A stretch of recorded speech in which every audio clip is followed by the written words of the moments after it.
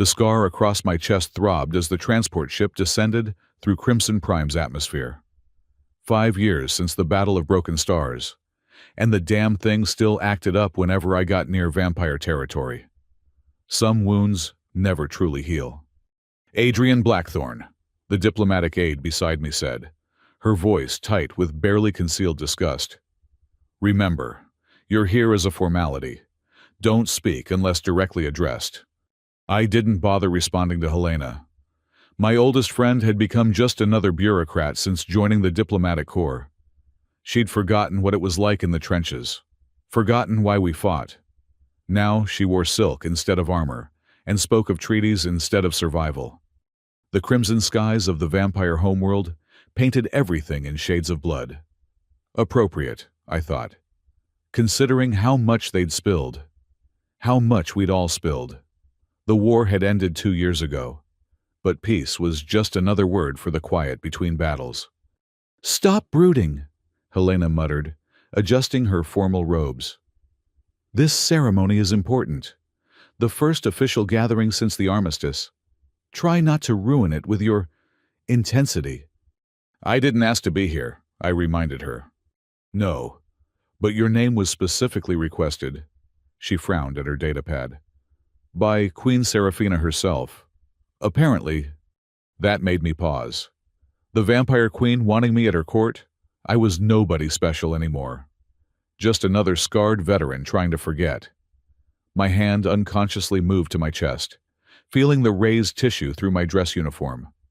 The spaceport was a marvel of vampire architecture, organic curves that seemed to flow like frozen blood, illuminated by bioluminescent crystals that pulsed with an inner light. Guards in ceremonial armor watched us with crimson eyes as we disembarked.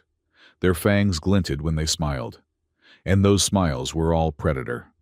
"Humans," one of them said, the word dripping with amusement. "So fragile, so temporary." I kept walking. I'd killed enough of his kind to know they bled just as red as we did. The palace rose before us like a living thing, its spires twisting toward the dark sky. The Crimson Throne had stood for 10,000 years, they said, through wars and peace, through the rise and fall of empires. Now it would host the first human delegation since the ceasefire. Inside, the great hall buzzed with tension. Vampires in elaborate costumes mingled with representatives from a dozen species. The Andromedan crystalline beings chimed softly in their corner. The Tau Ceti water breathers floated in their environmental suits. And everywhere, vampires watched with ancient eyes that had seen civilizations crumble to dust. "The human delegation," a herald announced, his voice carrying impossible authority, "led by Ambassador Helena Vega and Adrian Blackthorne, hero of Broken Stars." I winced at the title. Hero. As if there was anything heroic about watching your family burn while you survived. As if the scar across my chest was a medal instead of a reminder of failure. The crowd parted, creating a path to the throne. And there she sat. Queen Seraphina was nothing like the propaganda had portrayed. Where our news feeds had shown a monster, I saw something far more dangerous beauty that could stop hearts, literally and figuratively. Midnight hair cascaded over pale shoulders. Her dress seemed woven from starlight and shadow, but it was her eyes that held me, ancient violet orbs that had witnessed the birth and death of stars. "Approach," she commanded, and her voice was silk over steel. Helena stepped forward, beginning the formal greeting. "Your Majesty, on behalf of the Terran Federation." Not her. The Queen's eyes never left mine. Him. The hall fell silent. Even the Andromedans stopped their chiming. "Me." My voice came out rougher than intended. "You." She rose from her throne with liquid grace. "Adrian Blackthorne, the man who killed 300 of my warriors at Broken Stars. The human who stood against Duke Malakar's entire battalion and lived." Each step she took toward me seemed to echo in the vast chamber. Vampires didn't need to breathe, but I swear I heard several of them gasp. "Your Majesty." Helena tried again, panic creeping into her professional tone. Perhaps we should discuss the treaty provisions. Silence. One word. And Helena's mouth snapped shut. The Queen's power rolled through the room like a tide, ancient and inexorable. She stopped before me, close enough that I could see the flecks of silver in her violet eyes, close enough to smell something like winter roses and old blood. "Remove your jacket," she commanded. "I don't think—" "Remove your jacket." Behind her, I caught movement. Duke Malachar, her military commander, had stepped forward. His hand rested on his blade, and his expression promised violence. The other vampires watched with predatory interest. Whatever was happening, it wasn't part of the diplomatic script. I shrugged off my dress jacket, standing in my undershirt. The scar was visible through the thin fabric, a jagged line running from my left shoulder to just above my heart. Trophy of the day I'd lost everything. The Queen raised one alabaster hand. "May I?" I nodded, not trusting my voice. Her fingers were ice against my chest as she traced the scar through my shirt. The touch sent electricity through my nervous system, and for a moment, I was back on that battlefield, plasma fire, screaming, my daughter's voice calling for me through the smoke, my wife's hand going limp in mine. "Such pain," she whispered, and there was something almost like sorrow in her ancient voice. "Such loss." Then, louder, addressing the entire hall, "This scar, do you all see it?" Murmurs of acknowledgement rippled through the crowd. Queen Seraphina turned, her hand still pressed against my chest. When she spoke again, her voice carried the weight of royal decree. "This is where my heart belongs." The silence that followed was deafening, then erupted into chaos. "Your Majesty, you cannot." Duke Malachar's protest was cut short by her raised hand. I have. This human bears the mark of destiny. He's killed hundreds of our kind." Another vampire noble snarled. "He's the butcher of broken stars." "And I am the queen of 10,000 nights," Seraphina replied, her power flaring. Several vampires actually stepped back. "I have spoken." Helena grabbed my arm. "Adrian, what have you done?" "I haven't done anything." I pulled free, anger flaring. "I don't even know what's happening." The Queen turned back to me, and for a moment, her mask of royal authority slipped. I saw something else there. Recognition, regret. Before I could process it, she was all business again. "You will remain at court," she announced, "as my special guest." "Like hell I will." "Oh," she smiled, and I was reminded that vampires were apex predators, long before humans discovered fire. "You would refuse a royal invitation that would be undiplomatic." She had me there. Refusing would torpedo any chance of lasting peace. Helena's career would be ruined. The fragile ceasefire might shatter. All because the vampire queen had touched my scar and made some cryptic declaration. "Your Majesty." Admiral Corvin stepped forward from the human delegation. I recognized him from the news feeds. Humanity's hawk, always pushing for military solutions. "Surely you understand this is highly irregular. Blackthorn is a war criminal in the eyes of your people." "And a hero in yours," the Queen countered. "How fascinating that perspective can be so flexible."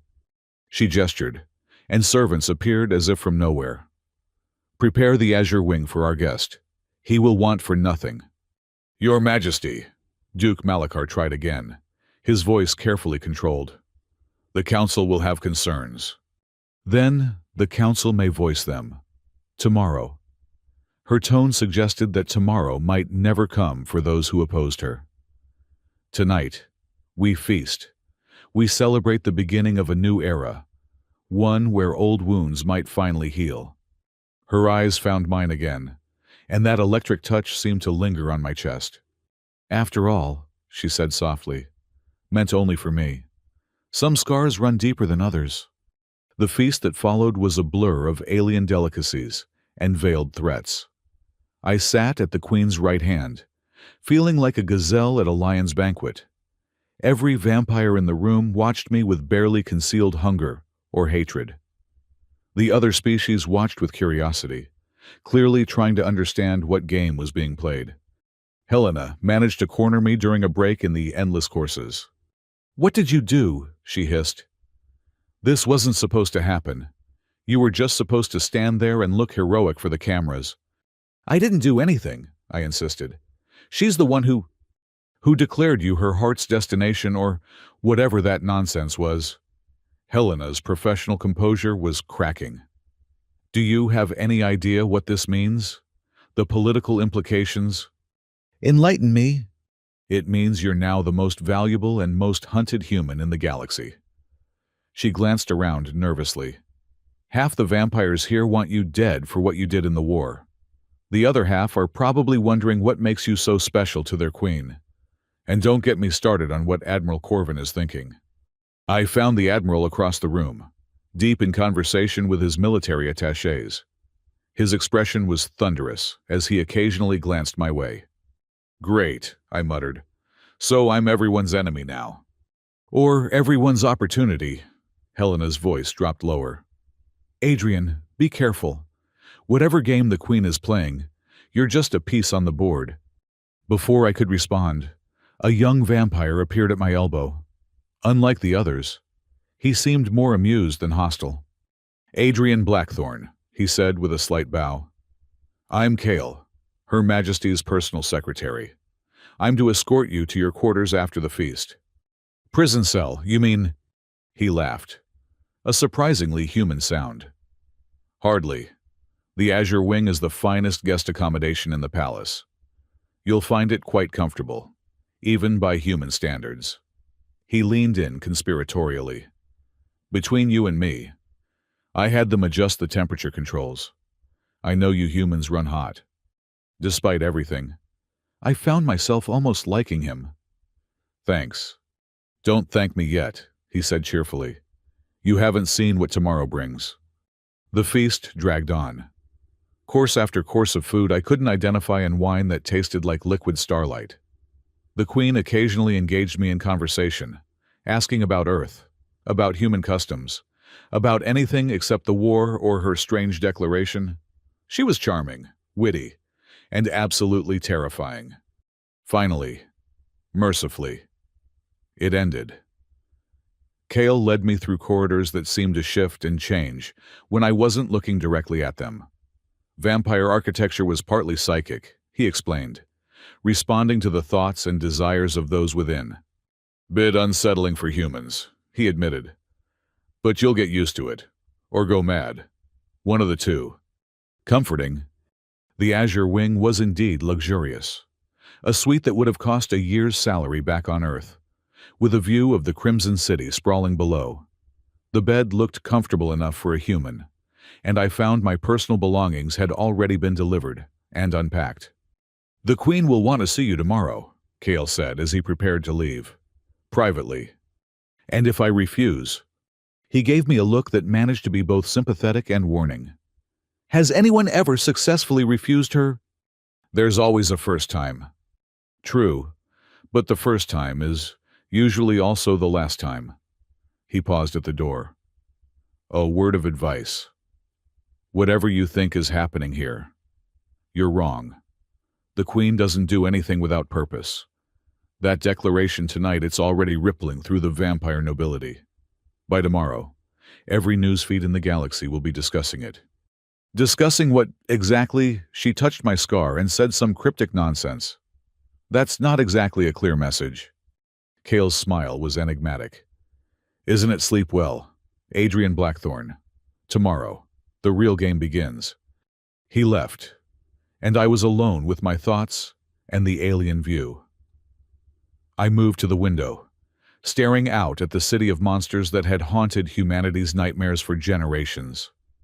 Somewhere in this palace, the Queen was probably holding court, dealing with the aftermath of her dramatic gesture.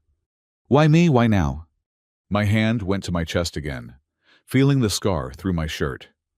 The plasma blade that had created it should have killed me. Would've. If my daughter hadn't pushed me aside at the last second. Taking the full force of the blast meant for me. Emma had been 6 years old. My wife Sarah had been trying to reach her when the second blast hit. I'd survived. They hadn't. And now the queen of the race we'd been fighting claimed my scar was where her heart belonged. There had to be an angle, a plot. Vampires didn't live for millennia by being sentimental.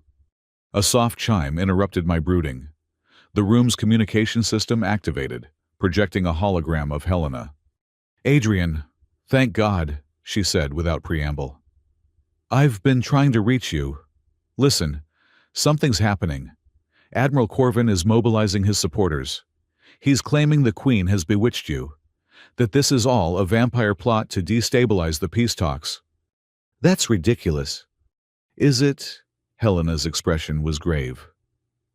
"Adrian, what if he's right? What if this is all some elaborate manipulation? You have to admit, it's strange. Of all the humans in the galaxy, why you—" I didn't have an answer. But as I stood there, I remembered the look in the Queen's eyes when she'd touched my scar. That flash of something almost human. Recognition.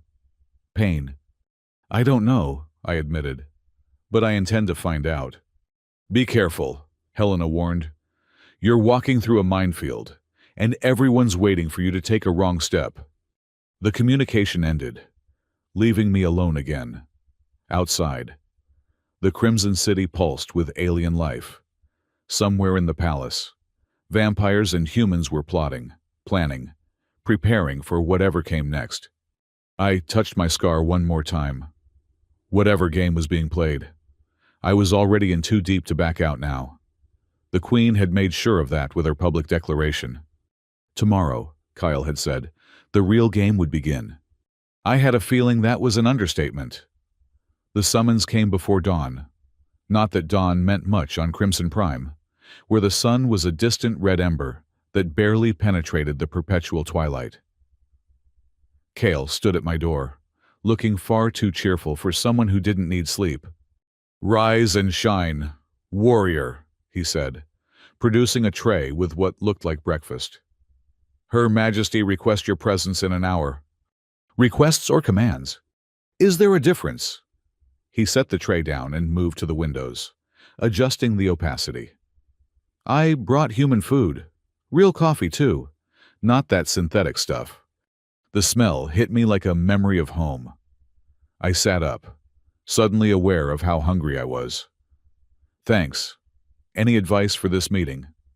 "Be honest," Kale said, then laughed at my expression. "I know. Terrible advice when dealing with vampires. But the Queen has an uncanny ability to detect lies. It served her well through 10,000 years of court intrigue." 10,000 years, I repeated, sipping the coffee. It was perfect. Hard to imagine living that long. "She was already ancient when your species discovered fire," Kale said, matter-of-factly. "She's seen empires rise and fall, watched stars die and be born. And yet, what—" He seemed to consider his words carefully. "Last night was the first time in centuries I've seen her show genuine interest in anything. You've stirred something in her. Adrian Blackthorne. I'm not sure if that's good or bad for you." After he left, I dressed in the clothes that had been provided, a strange blend of human and vampire aesthetics that somehow worked. The material felt alive against my skin, adjusting to my temperature and movements. Vampire technology was part science, part something else entirely. An hour later, Kale led me through corridors I hadn't seen before. These were older, the architecture more organic, as if the palace had grown rather than been built. Bioluminescent veins pulsed in the walls, and I could swear I heard a heartbeat echoing in the distance. "The old palace," Kale explained, "built before humans had language. Few are permitted here. Lucky me." Indeed. The Queen's private chamber was nothing like the throne room. Intimate rather than imposing, filled with artifacts from 100 worlds. Books that looked older than human civilization lined one wall. A window showed not the city, but a view of deep space, stars wheeling in patterns that hurt to follow. Serafina stood with her back to us, wearing a simple dress that somehow made her more stunning than all the royal regalia. "Leave us, Kyle." The secretary bowed and departed, shooting me one last unreadable look.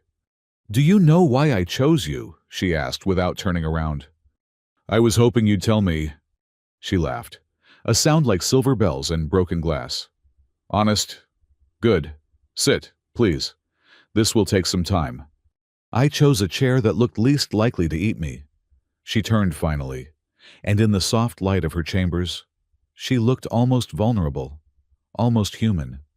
"Tell me about your scar," she said, settling gracefully across from me. "You seem to know already." "I know the wound. Tell me about the moment." I hadn't spoken about it to anyone. Not the therapists the military had forced on me. Not Helena. Not even myself in the dark hours before dawn. But something in her violet eyes compelled truth. "It was chaos," I began. "The Battle of Broken Stars. Your forces had breached our defenses. I was trying to get my family to the evacuation shuttles."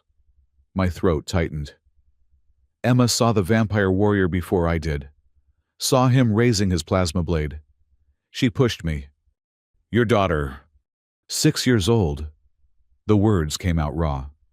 The blade meant for my heart hit her instead. Went right through. And Sarah, my wife, she tried to reach Emma. Another blast caught her. I survived because my family died for me. Silence stretched between us. When I looked up, there was something like tears in the Queen's ancient eyes. Impossible. Vampires didn't cry. "The warrior who killed them," she said softly. "Do you remember his face? Every night?" "Describe him." I closed my eyes, summoning the nightmare. Young-looking, though who knows with vampires. Silver hair with red streaks, a scar across his left eye. He laughed when I stopped, opening my eyes to find her standing. "Raziel," she whispered, "my youngest progeny." The name hit me like a physical blow. I was on my feet before I realized it, hand reaching for a weapon I didn't have. "You're what?" "Not by blood," she said quickly. "By transformation. I turned him 3 centuries ago. He was troubled, violent even by vampire standards. I thought I could guide him, teach him control." Her composure cracked slightly. "I failed. He murdered my family." "Yes. No excuses. No justifications. Just acknowledgement. He died at Broken Stars. You killed him, actually. About 20 minutes after he..." I remember. The rage had carried me through half the vampire lines before reinforcements arrived. "Why are you telling me this?" She moved to a shelf, retrieving something wrapped in dark cloth. "Because debts must be balanced. Because some wounds transcend the boundaries between species. Because..." She unwrapped the object, revealing a crystalline blade that seemed to drink in light. "Because I have lived 10,000 years, and I am tired of the weight of failures." "Is that..." "The blade that killed your family. Raziel's blade." She held it out to me. "By vampire law. It's yours by right of conquest." I stared at the weapon that had destroyed my world. Part of me wanted to grab it, break it, destroy every atom. Another part couldn't bear to touch it. "Why?" The word came out broken. "Why did you really call me here the declaration last night? This confession? What's your game?" "No game." She set the blade on the table between us. "When I touched your scar last night, I felt it. The echo of my failure. Every life Raziel took, I bear responsibility for. I created him. I unleashed him. Your pain, your loss. They're mine to carry too." "That's not how it works." "Isn't it?" She moved closer, and I caught that scent again. Winter roses and old blood. I've lived long enough to know that some connections transcend logic. Your scar carries the weight of my greatest mistake. When I said it's where my heart belongs, I meant it literally. A piece of my essence is bound to that wound, to that moment of loss. You're saying we're connected because your progeny murdered my family. Anger and disbelief warred in my chest. That's insane. Is it, haven't you felt it? The pull. The reason your scar aches when you're near vampire territory. The dreams where you see through ancient eyes. I wanted to deny it, but the words died in my throat. The dreams had started after broken stars. Visions of worlds I'd never seen. Memories of centuries I hadn't lived. I'd attributed them to trauma, to PTSD. But what if? You're in my head. No more than you're in mine. She touched her chest, mirroring where my scar lay. The wound created a bond. Vampire metaphysics are complex. But simply put, when Raziel died by your hand while carrying my essence, it created a connection. You carry a piece of me, Adrian Blackthorne, just as I carry your pain. The implications staggered me. I sank back into the chair, mind reeling. So what? We're psychically linked because of some vampire magic accident. Not an accident. Her voice turned bitter. A consequence. Everything has a price in our world. I gave Raziel power without wisdom. You paid for my mistake. Now we're bound by that payment. I didn't ask for this. Neither did I. She returned to her seat, suddenly looking every one of her 10,000 years. But here we are. The question is what we do about it. Before I could respond, alarms began wailing through the palace. Kale burst through the door without ceremony. Your Majesty, we have a situation. Duke Malachar has called an emergency session of the Blood Council. He's challenging your declaration from last night. Seraphina's expression hardened, the vulnerability vanishing behind a mask of royal authority. On what grounds? Contamination of the royal line. He claims the human has bewitched you. Kale glanced at me apologetically. He's demanding Blackthorne submit to examination by the Council's truth seekers. Examination being a polite word for torture, I guessed. More or less, Kale confirmed. The Queen stood, power radiating from her slight frame. He moves faster than I expected. Very well. Summon my supporters. We'll face this challenge. Your Majesty. Another voice interrupted. A vampire guard appeared in the doorway, his face grim. There's more. The human delegation is also in uproar. Admiral Corvin has confined Ambassador Vega to quarters and is demanding Blackthorne's immediate return. Confined Helena. I was on my feet again. He can't do that. He can if he declares a security emergency, the guard said, which he has. He claims you've been compromised, that you pose a threat to human interests. Seraphina and I exchanged looks. In one night, we'd managed to unite both our species, against us. It seems we have less time than I thought, she murmured. Then, louder. Kyle, prepare my formal robes. If Malachar wants to challenge me before the council, he'll face the Queen of 10,000 Knights, not the woman. She turned to me. You'll need to come too. As the subject of dispute, you have the right to speak. Do I have the right to survive the experience? Her smile was sharp as any blade. That remains to be seen. The Blood Council convened in the depths of the palace, in a chamber that predated the rest of the structure.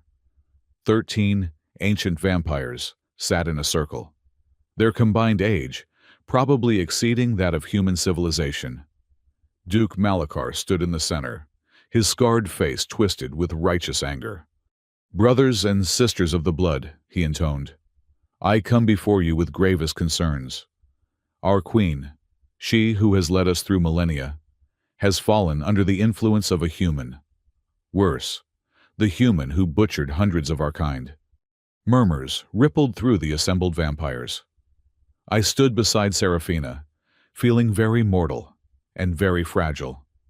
The queen herself sat on a throne of polished bone, looking every inch the ancient ruler. Present your evidence. Malachar, one of the council members said. This vampire looked old, even by their standards. Skin like parchment, and eyes like dying stars.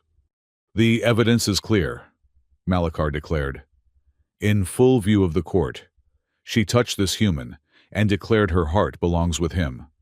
She has brought him into the old palace, shared secrets of our kind. I submit that she has been compromised, either through human trickery or, he paused dramatically, through the bond of a failed progeny. The silence that followed was deafening. Several council members turned sharp gazes on Serafina. You told him about Raziel, the Ancient One said.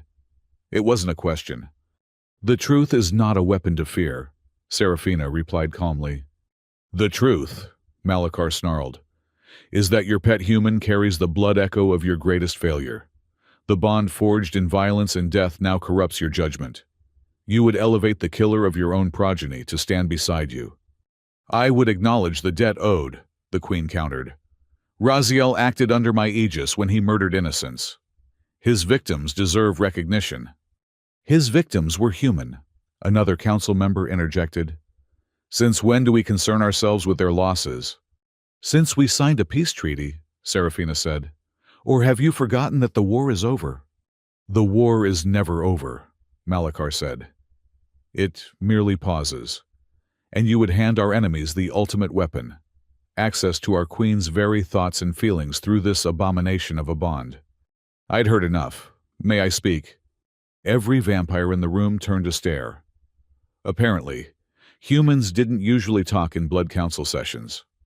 You have the right, the Ancient One said slowly. Though I warn you, human, choose your words carefully. This chamber has drunk the blood of kings. I stepped forward, ignoring the predatory gazes. Duke Malachar talks about the bond like it's some kind of strategic advantage. Like I asked for this. Like I wanted to be connected to the person responsible for training my family's killer.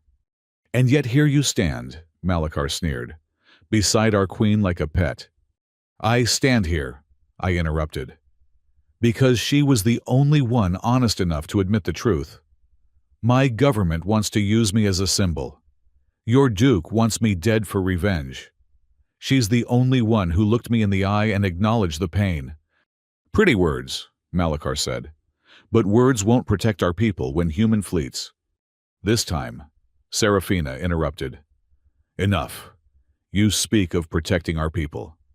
Tell me, Malachar, how many vampires died in your last glorious assault? How many younglings did you send to their final death for the sake of your pride? They died as warriors. They died as pawns. She stood, and the temperature in the room seemed to drop. Just as you would make us all pawns in your endless war. The humans aren't our enemies anymore. Malachar, your hatred is. You dare. I dare because I am queen. Power rolled off her in waves. I have led our people through the rise and fall of empires. I have seen us evolve from mindless predators to a civilization that spans stars. I will not let your bigotry drag us back to darkness. Then you are no longer fit to lead, Malachar declared. He pulled out a ceremonial blade, its edge gleaming with a sickly light. I challenge your right to rule, trial by combat, as the old laws demand. Gasps echoed through the chamber. Even I knew this was serious. The queen's expression didn't change, but I felt something through our bond. A flash of concern, quickly suppressed. Accepted, she said simply. Your Majesty, Kale protested. Duke Malachar is the greatest warrior of his generation. Perhaps. I said accepted. She turned to the council. Bear witness. Tomorrow at the Blood Moon's apex, we settle this by the old ways. Unless, Malachar said with a cold smile, you'd prefer to name a champion. I saw the trap immediately. If she named a champion, it would be seen as weakness. If she fought herself. I'll do it, I said. The words were out before I could stop them. Every vampire in the room turned to stare at me like I'd grown a second head. You, Malachar laughed. A human, you can't be serious. The law allows it. The ancient council member said slowly. Any individual tied to the challenge party by blood or bond may stand as champion.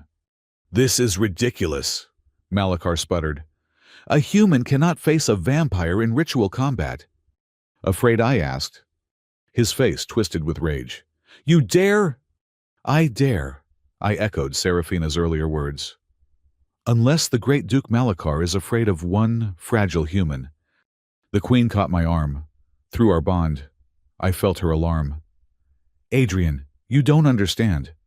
Ritual combat is to the death. No weapons, no armor, just... I know. I met her violet eyes. But this is my fight too now. Your progeny killed my family. Your duke wants me dead. Your council questions our bond. Let me end this. You'll die, she said simply. Probably. I touched my scar. But I'm tired of being everyone's symbol. At least this way. I choose my own fate. She studied me for a long moment. Then, to my surprise, she smiled. You really are full of surprises. Adrian Blackthorne. She turned to the council. I name this human as my champion. Let any who question it speak now. Silence. So be it, the Ancient One intoned. Tomorrow at Blood Moon's apex, Duke Malachar will face the human Adrian Blackthorne in ritual combat. May the darkness show mercy to the fallen. As we left the chamber, Kale fell into step beside us. That was either very brave or very stupid. Both, I admitted. Any chance you could give me a crash course in not dying tomorrow? Vampire ritual combat hasn't included a human in... Actually, I don't think it ever has. He looked thoughtful. This should be interesting. Interesting? Great. That's what I want to hear before my probable death. Seraphina remained silent until we reached her chambers. Then she rounded on me, violet eyes blazing. Why? You know why. I was surprised by my own calm. The bond goes both ways. Right, I felt your concern. Malachar's beaten you before, hasn't he, in combat? Her silence was answer enough. So he challenges you now, when you're distracted by our connection, thinking he'll finally take the throne. I shook my head. I've dealt with men like him all my life. They only understand one language. Violence. Resolution. I moved to the window, looking out at the alien city. He'll never accept peace as long as he thinks humans are weak. Your people will never accept me as long as they see me as just the butcher of broken stars. This fight changes the narrative. If you win, even if I lose, I turned back to her. A human standing up to vampire nobility, fighting for the Queen's honor, win or lose. It sends a message. Dead men send no messages. Sure they do. Sometimes those are the loudest ones. She moved closer, and I caught that scent again. This time, underneath the roses and blood, I smelled something else. Fear. I've lost too much to my failures, she said quietly. Raziel was one of many. I don't want to add your name to that list. You won't. I touched my scar again, feeling the echo of connection between us. You gave me Raziel's blade earlier. Teach me to use it. Give me a fighting chance. Ritual combat forbids weapons. Then teach me to fight like a vampire. I managed a grim smile. I've got about 18 hours to learn 10,000 years of combat techniques. Better get started. What followed was the most intense training of my life. Vampires fought differently than humans. They were faster, stronger, and had centuries to perfect their techniques. But they also had patterns, habits formed over lifetimes. Seraphina taught me to see them, to exploit the arrogance that came with immortality. Malachar favors his right side, she explained, moving through combat forms with liquid grace. He's done it for 800 years. He won't expect you to notice. Because humans don't live long enough to study patterns. Exactly. Use that. Use everything they assume about you against them. As she moved, I felt our bond pulse. Not just emotions now, but muscle memory, combat instincts honed over millennia. It was like downloading expertise directly into my nervous system, painful and exhilarating in equal measure. The bond is growing stronger, she noted during a break. That could be advantageous. Or it could get us both killed. I was drenched in sweat while she looked perfectly composed. What happens if I die tomorrow to you? I mean, I'll survive. The bond will break, leaving only emptiness. She looked away. I've felt it before, when progeny die. But this is different, stronger. Because of how it formed. Because of who you are. She met my eyes. I've created hundreds of progeny over the millennia. Loved some, tolerated others, failed many. But you're the first to choose me back, even knowing what I cost you. You didn't kill my family, I said. Raziel did. A distinction without a difference. No. I moved closer, driven by something I couldn't name. You took responsibility. You offered truth when everyone else offered lies or politics. That matters. Does it? Her voice was barely a whisper. Or am I just another monster finding redemption in your pain? I thought about that. About the absurdity of standing here, preparing to die for the creature whose progeny had destroyed my world. About bonds forged in blood and the strange paths of fate. Maybe, I admitted. But you're my monster now. She laughed, surprised. Yours? The bond goes both ways. You said it yourself. I touched my scar, then reached out slowly, giving her time to pull away. She didn't. My hand found her chest, where a human heart would beat. This is where my rage belonged, my need for revenge. But maybe it's time for something else to live there. Adrian! Tomorrow I might die, I said. Tonight, I want to understand what we're really fighting for. Not the politics or the treaties. Us. This impossible thing between us. She covered my hand with hers.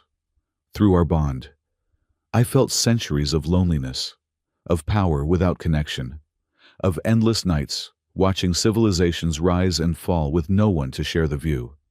You terrify me, she admitted.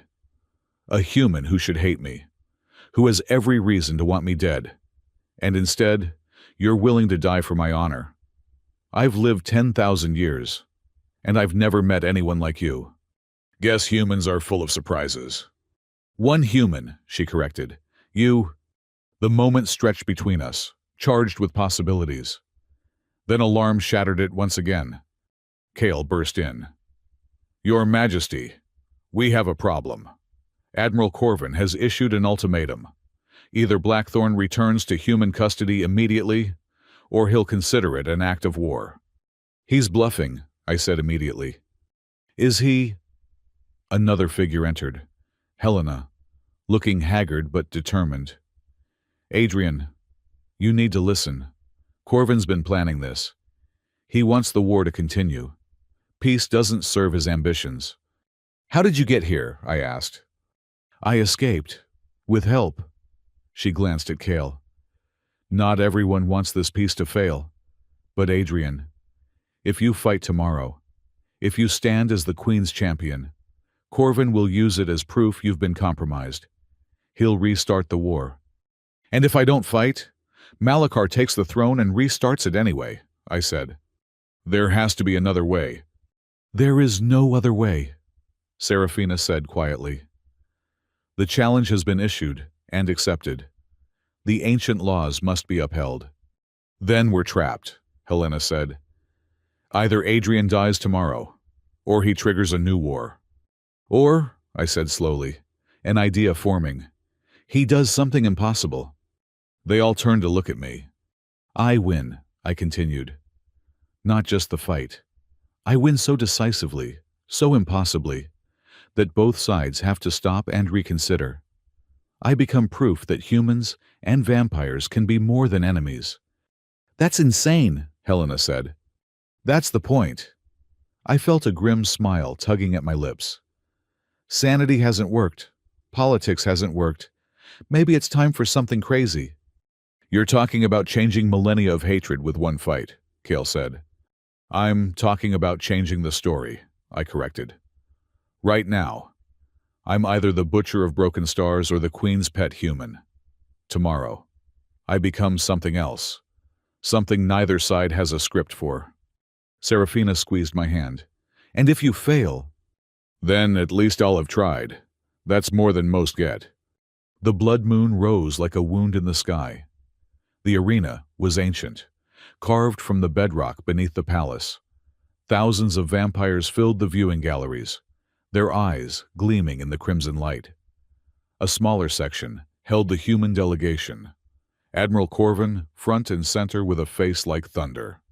I stood in the center, wearing simple clothes that would offer no protection.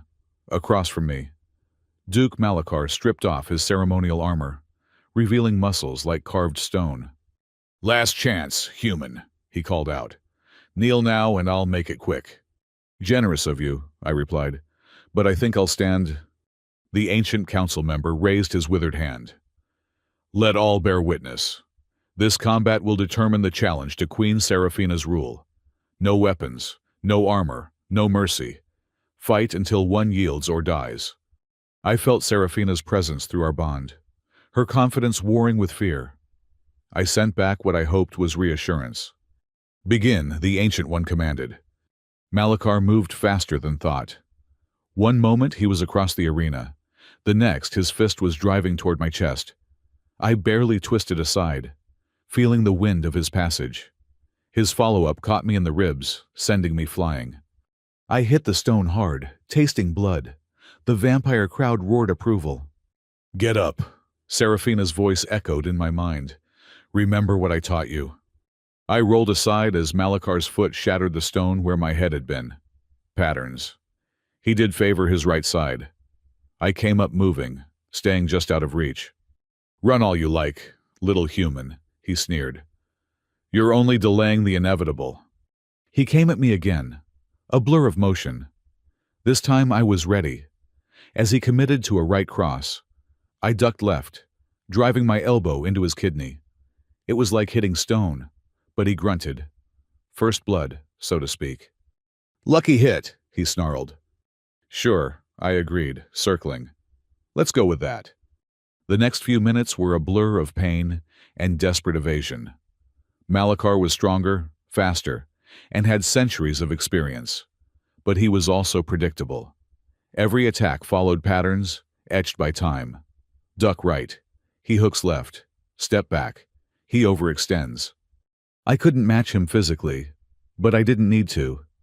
I just had to survive long enough to... There. He dropped his shoulder a fraction before a devastating uppercut. I flowed aside, grabbed his extended arm, and used his own momentum to flip him. He landed hard, more surprised than hurt, but the crowd went silent. A human had just thrown a vampire duke. "Impossible," someone whispered. Malachar came up snarling, all pretense of superiority gone. Now he was taking me seriously. Unfortunately for me. The beating that followed was systematic and brutal. He broke my left arm with contemptuous ease. Ribs cracked under his fists. Blood ran down my face from a dozen cuts. But I kept getting up. Every time he knocked me down, I stood again. And each time, I lasted a little longer. The bond with Serafina pulsed, feeding me not strength, but knowledge.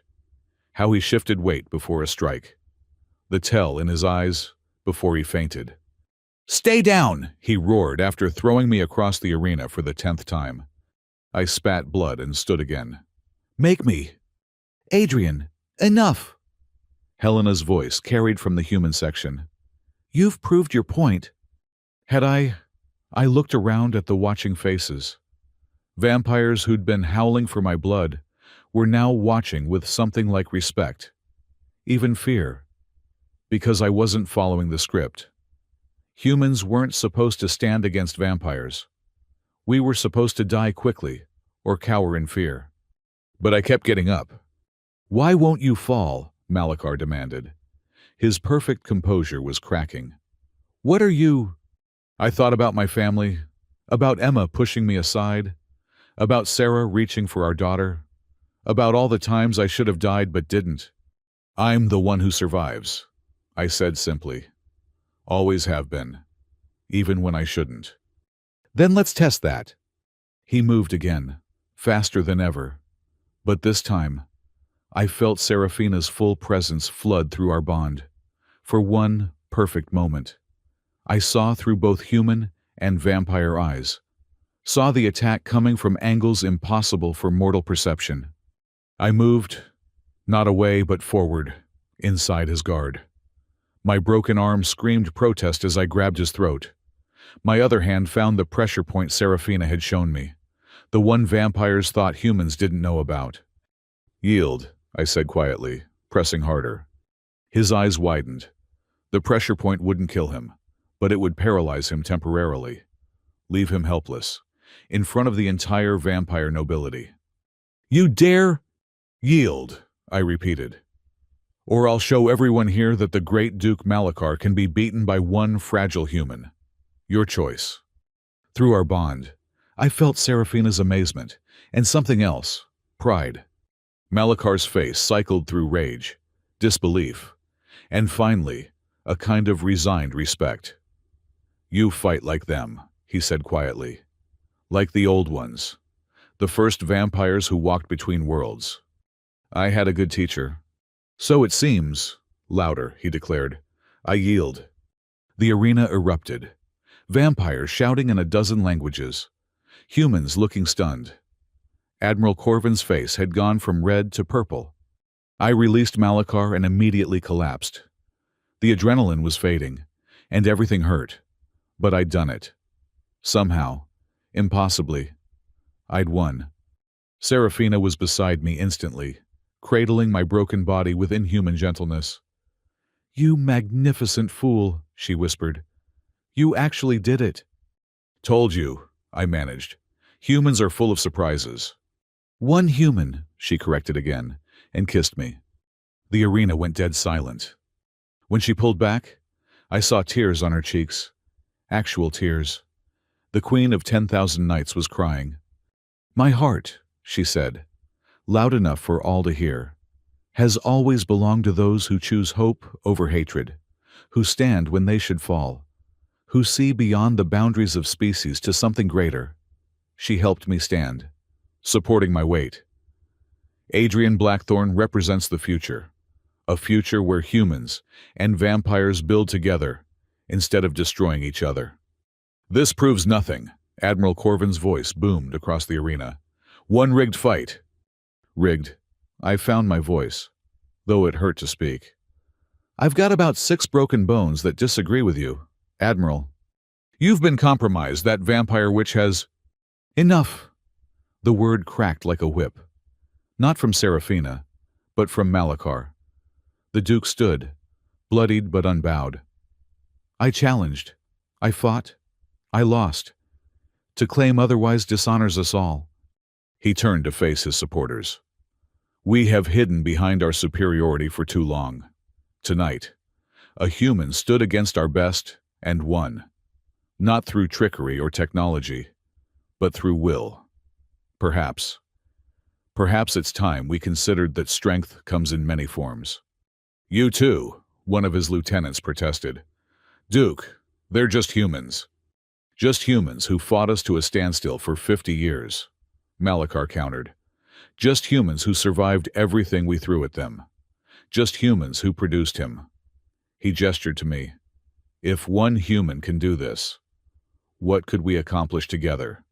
It wasn't exactly a ringing endorsement of peace, but from Malachar, it was practically a love song. This isn't over, Admiral Corvin declared. The human government will not recognize. The human government will recognize what I tell them to recognize. Helena interrupted, stepping forward. As the senior diplomat present, I'm resuming command of this delegation. Admiral Corvin, you're relieved pending investigation into your illegal confinement of diplomatic personnel. You can't. I have security. Please escort the Admiral to his quarters. Human security forces moved in, Clearly, having chosen sides, Corvin went, but not quietly, promising retribution and hinting at supporters back home. "He's not wrong," Helena told me quietly, as medics saw to my injuries. "This isn't over. There'll be challenges on both sides." "I know." I winced as someone set my arm. "But it's a start." "A hell of a start." She looked between me and Serafina. "So you and the Vampire Queen? It's complicated." "Understatement of the millennium," she sighed. "You realize what you've started, a human and a vampire. Together, the political implications alone are tomorrow's problem," Serafina interjected smoothly. "Tonight, we celebrate an impossibility made real. Tomorrow, we begin the hard work of building a future neither of our species imagined." As they moved me to the medical facilities, I caught sight of the arena one last time. Vampires and humans were talking. Actually talking, not threatening or posturing. Some still looked angry, suspicious, but others seemed curious, hopeful, even. One fight hadn't changed everything, but it had changed something. In the medical bay, as vampire healers worked alongside human doctors to patch me up, I felt the bond with Serafina pulse warm in my chest. Not the echo of violence anymore, but something else.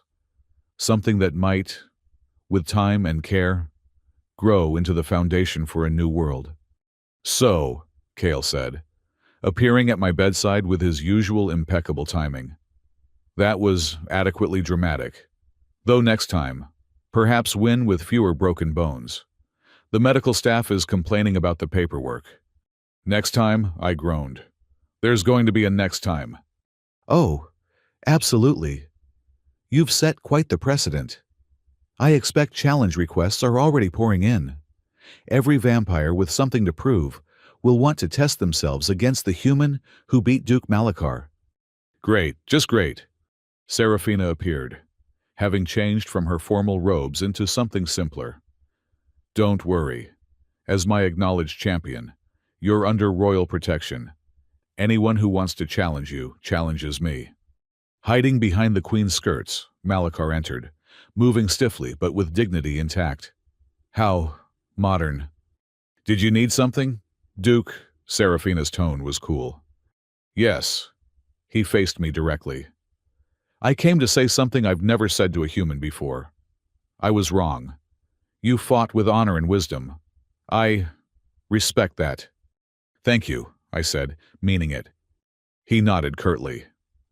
"I still believe vampires are superior. But perhaps superior beings can learn from those they consider lesser. Your survival instincts, your adaptability, your stubborn refusal to accept defeat. These have value." "Careful, Duke," Cale warned cheerfully. That almost sounded like a compliment. "It was acknowledgement," Malachar corrected. "The war is over. I see that now. What comes next remains to be determined." He left without another word. Progress, vampire style. Over the next hours, as my body slowly healed with the help of vampire medical technology, visitors came and went. Vampires who'd lost family in the war, but were tired of fighting. Humans who saw hope in what had happened. Even some of the other alien species representatives stopped by, suddenly very interested in humanity's potential. Finally, as the blood moon set and something like dawn approached, Serafina and I were alone. "You changed everything tonight," she said softly. "We changed everything," I corrected. "This only worked because of our bond, because you trusted me enough to share your strength. And you trusted me enough to use it." She studied my face. "No regrets." "About the fight, no." I caught her hand. "About what comes next, ask me in a century or two." She laughed. That sound like silver bells and starlight. "A century? So optimistic. The bond is changing you already. Is that what's happening?" I could feel it, actually. My body healing faster than it should. My senses sharper. The bond pulsing with shared life. "Am I becoming like you?" "No. You're becoming something new, something neither human nor vampire. She squeezed my hand. Something unique, like us. A bridge between worlds. A living testament to what's possible when we choose connection over isolation. She leaned close. Your scar brought us together. Pain transformed into possibility. Very human, actually. And very vampire to make it dramatic, I teased. We do have a flair for the theatrical, she admitted. As the new day dawned over Crimson Prime, I thought about the journey that had brought me here. From the ashes of loss to the impossibility of love. From the butcher of broken stars to the Queen's champion. From human to whatever I was becoming. The scar still ached, would always ache. But now it carried new meaning. Not just loss, but connection. Not just pain, but possibility. So, I said as Serafina curled against me, careful of my healing injuries. What happens now? Now, she smiled. And for the first time, I saw hope in those ancient eyes. Now we write a new story. One where the monsters and heroes learn they're not so different after all. That's either the most beautiful or most terrifying thing I've ever heard. Both, she said, echoing my earlier words. The best stories always are. Outside, the crimson sun painted the sky in shades of blood and roses. But for the first time since Broken Stars, I saw beauty in it instead of death. The future stretched before us, uncertain and full of challenges. But we'd face them together, human and vampire, bonded by loss, united by choice, building something the galaxy had never seen before. My scar throbbed once more, then settled into warmth. Where her heart belonged, where mine was learning to heal. The beginning of something impossible and necessary and real. The assassination attempt came 3 weeks later, on a morning when the crimson sun painted long shadows across my new quarters. I'd moved from the guest wing to rooms adjoining Serafina's, a statement that had sent ripples through both human and vampire society. I sensed the killer before I saw him. The bond with Serafina had changed me in ways I was still discovering. My reflexes were faster, my senses sharper. When the window shimmered with displaced air, I was already rolling off the bed. The plasma blade scorched the sheets where I'd been lying. The assassin materialized fully, a vampire in stealth armor, young-looking but with ancient eyes. Nothing personal, human, he said, raising the blade for another strike. But some bridges should never be built. I grabbed Raziel's blade from the nightstand. I'd taken to keeping it close, a reminder and a weapon. The crystal sang as it met the assassin's plasma blade, energies clashing in a shower of sparks. Funny, I grunted, parrying his next strike. That felt pretty personal. We danced across the room, blades weaving patterns of light and death. He was good, trained in centuries of combat.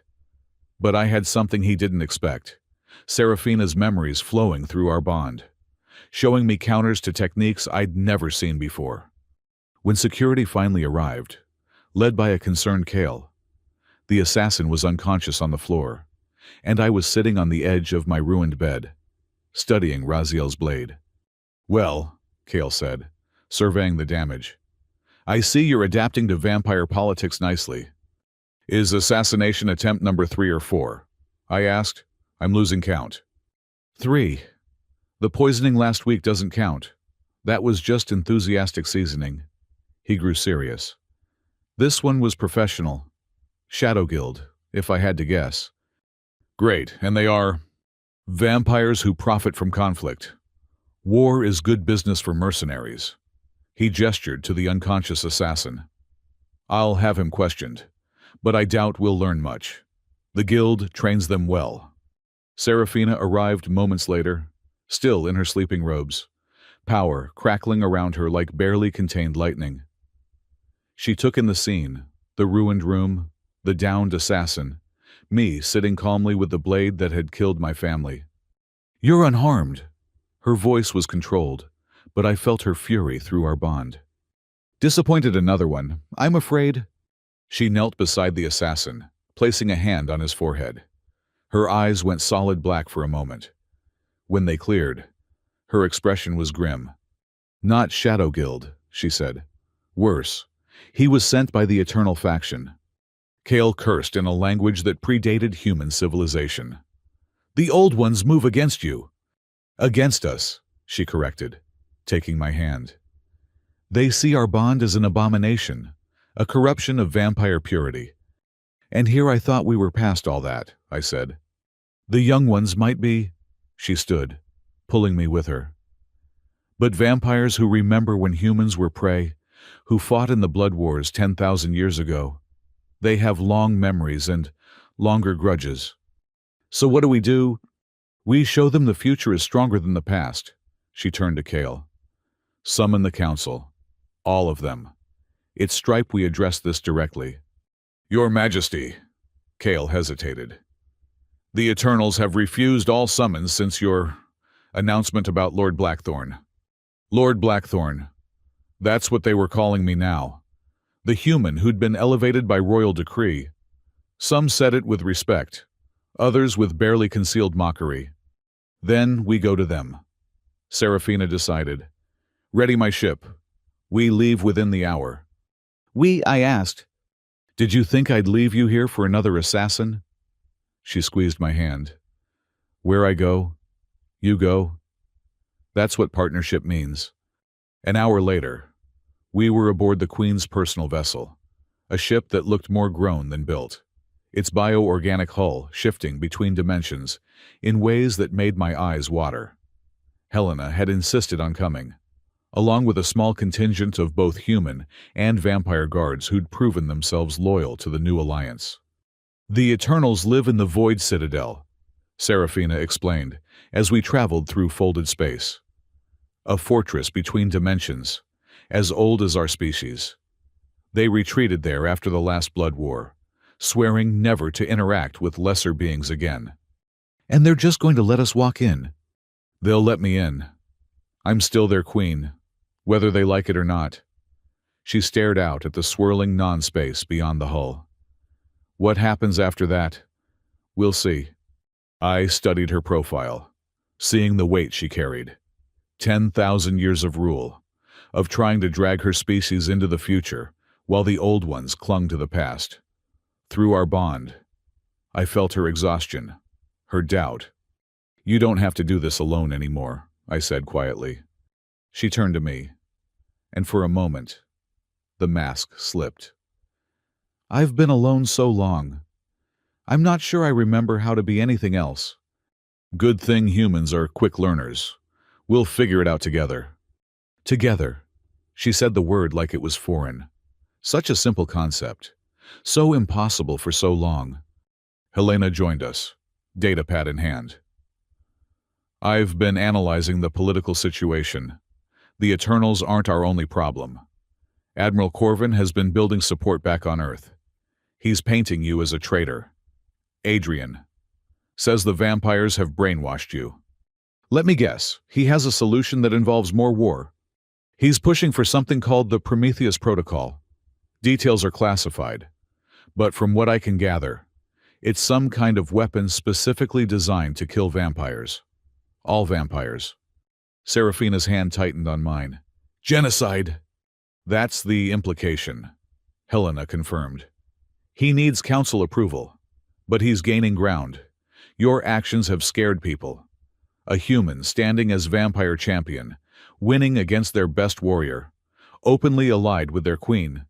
It challenges everything they thought they knew. Fear makes people stupid, I said.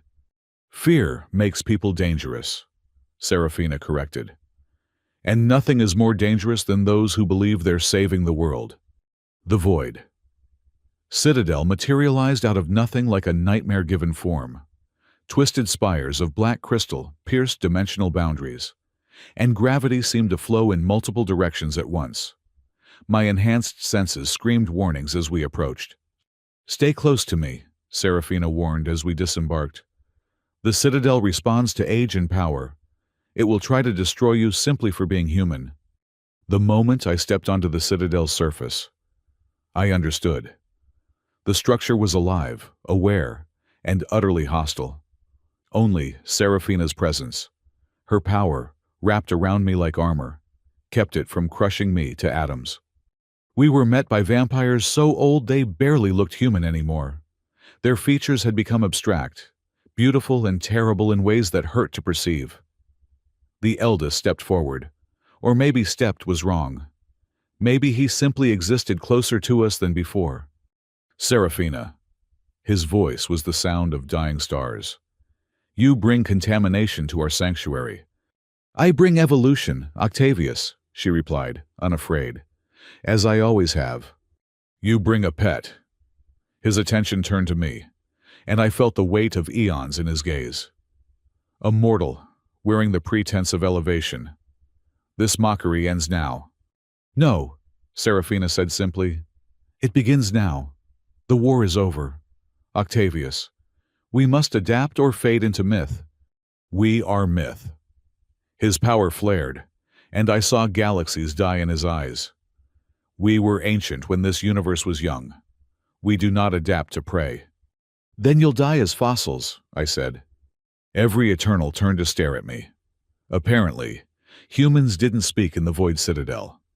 You dare? Octavius moved closer, reality bending around him. You dare speak to your betters? I dare speak truth, I countered, drawing on every ounce of courage and Seraphina's strength through our bond. You hide here in your fortress, pretending the universe hasn't changed. But it has. Humans aren't prey anymore. We're builders, dreamers, fighters. We crossed the void you've hidden in. We made the stars our own. And whether you like it or not, we're here to stay. Temporary sparks, another Eternal hissed. You burn for a moment and think yourselves suns. Maybe, I agreed. But sparks can start fires, and fires can burn down even the oldest forest to make room for new growth. Octavius laughed, a sound like collapsing civilizations. Such arrogance, such beautiful, naive arrogance. Very well. Let us settle this in the old way. You claim to be elevated, prove it. Face me in the trial of essence. No, Seraphina stepped forward. Octavius, he doesn't understand. Then he dies ignorant. The Eternal's form shifted, becoming more concept than creature. Unless, of course, he admits his unworthiness and crawls back to his mortal realm. I looked at Seraphina. Through our bond, I felt her fear, real fear, the kind she hadn't shown even when I fought Malachar. What's the trial of essence? I asked. A test of being, she said quietly. Not combat, pure existence. Octavius will try to prove you're just a mortal playing at transcendence. If you fail, I stop existing. You never existed. The universe forgets you were ever born. I thought about that. About being erased so completely that even memory died. Emma and Sarah were already gone. If I vanished too, who would remember them? Who would carry their light forward? I accept, I said. The Citadel itself seemed to inhale. Even the other Eternals looked surprised. Adrian, no! Helena grabbed my arm. This is insane. You can't fight something like that. I'm not fighting, I said, gently removing her hand. I'm proving a point, that humans are more than they think we are, that we're worthy of standing beside anyone, even ancient vampires who've forgotten how to see beauty in finite things. Brave words, Octavius said. Let us see if your essence matches your rhetoric. The world dissolved. I found myself in a space that wasn't space, a time that wasn't time. Octavius was there, everywhere and nowhere, a presence that dwarfed galaxies. Show me your truth, mortal. His voice came from all directions. Show me what you are beneath the flesh. The attack wasn't physical. He reached into the core of my being and began to pull, not trying to destroy me, but to prove I was already nothing, just animated meat pretending at consciousness. I felt myself starting to fray, memories bleeding away, the weight of his age crushing my brief existence. But then I remembered the scar. Not just the wound, but what it meant. Emma pushing me aside, Sarah reaching for our daughter, love choosing sacrifice, pain becoming purpose. I wasn't just Adrian Blackthorne.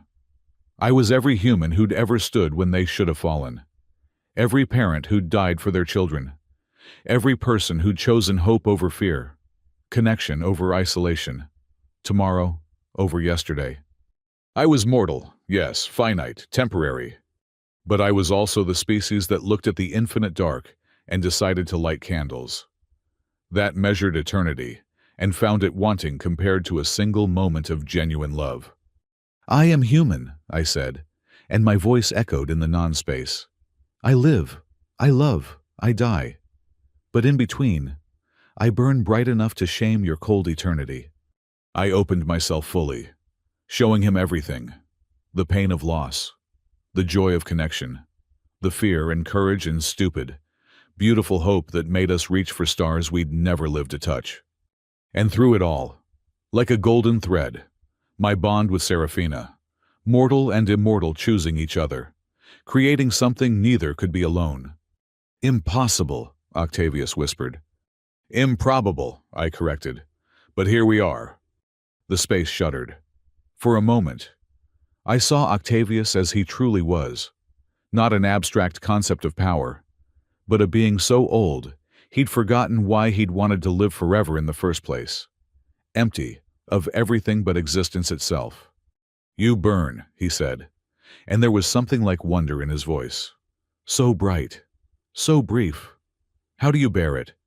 By sharing the light, I said. By knowing that when I'm gone, the fire continues in others. By loving more than we fear the dark. The trial ended. We were back in the Citadel, but something had changed. The Eternals were staring at me not with contempt, but with something like curiosity, hunger. He lives, one whispered. The mortal stood before the essence and remained. Octavius had resumed his barely human form, but he seemed smaller somehow, diminished. Or maybe I was just seeing him more clearly. You are more than you appear, he admitted. But one exceptional human does not change the nature of your species. No, I agreed. But maybe it shows you've been looking at our nature wrong. You see prey. I see potential partners. You see mayflies. I see firebringers. You see endings. I see beginnings. Pretty words. True words.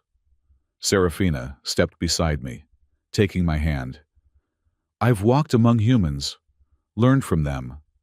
They've taught me something we forgot in our immortality. That meaning comes not from duration, but from connection. Not from power, but from purpose. You would bind our fate to theirs, another Eternal asked. Risk our eternity on their moment. I would build a future where both can thrive, she said. Where vampire wisdom and human passion create something greater than either alone. And if they betray us, if they turn their flames toward our destruction, then we'll face that together too, I said. That's what alliance means. Not perfect trust, but the choice to try despite imperfection. The Eternals exchanged looks that spanned dimensions. Finally, Octavius spoke. You have given us much to consider. We will observe. See if this future you imagine has merit.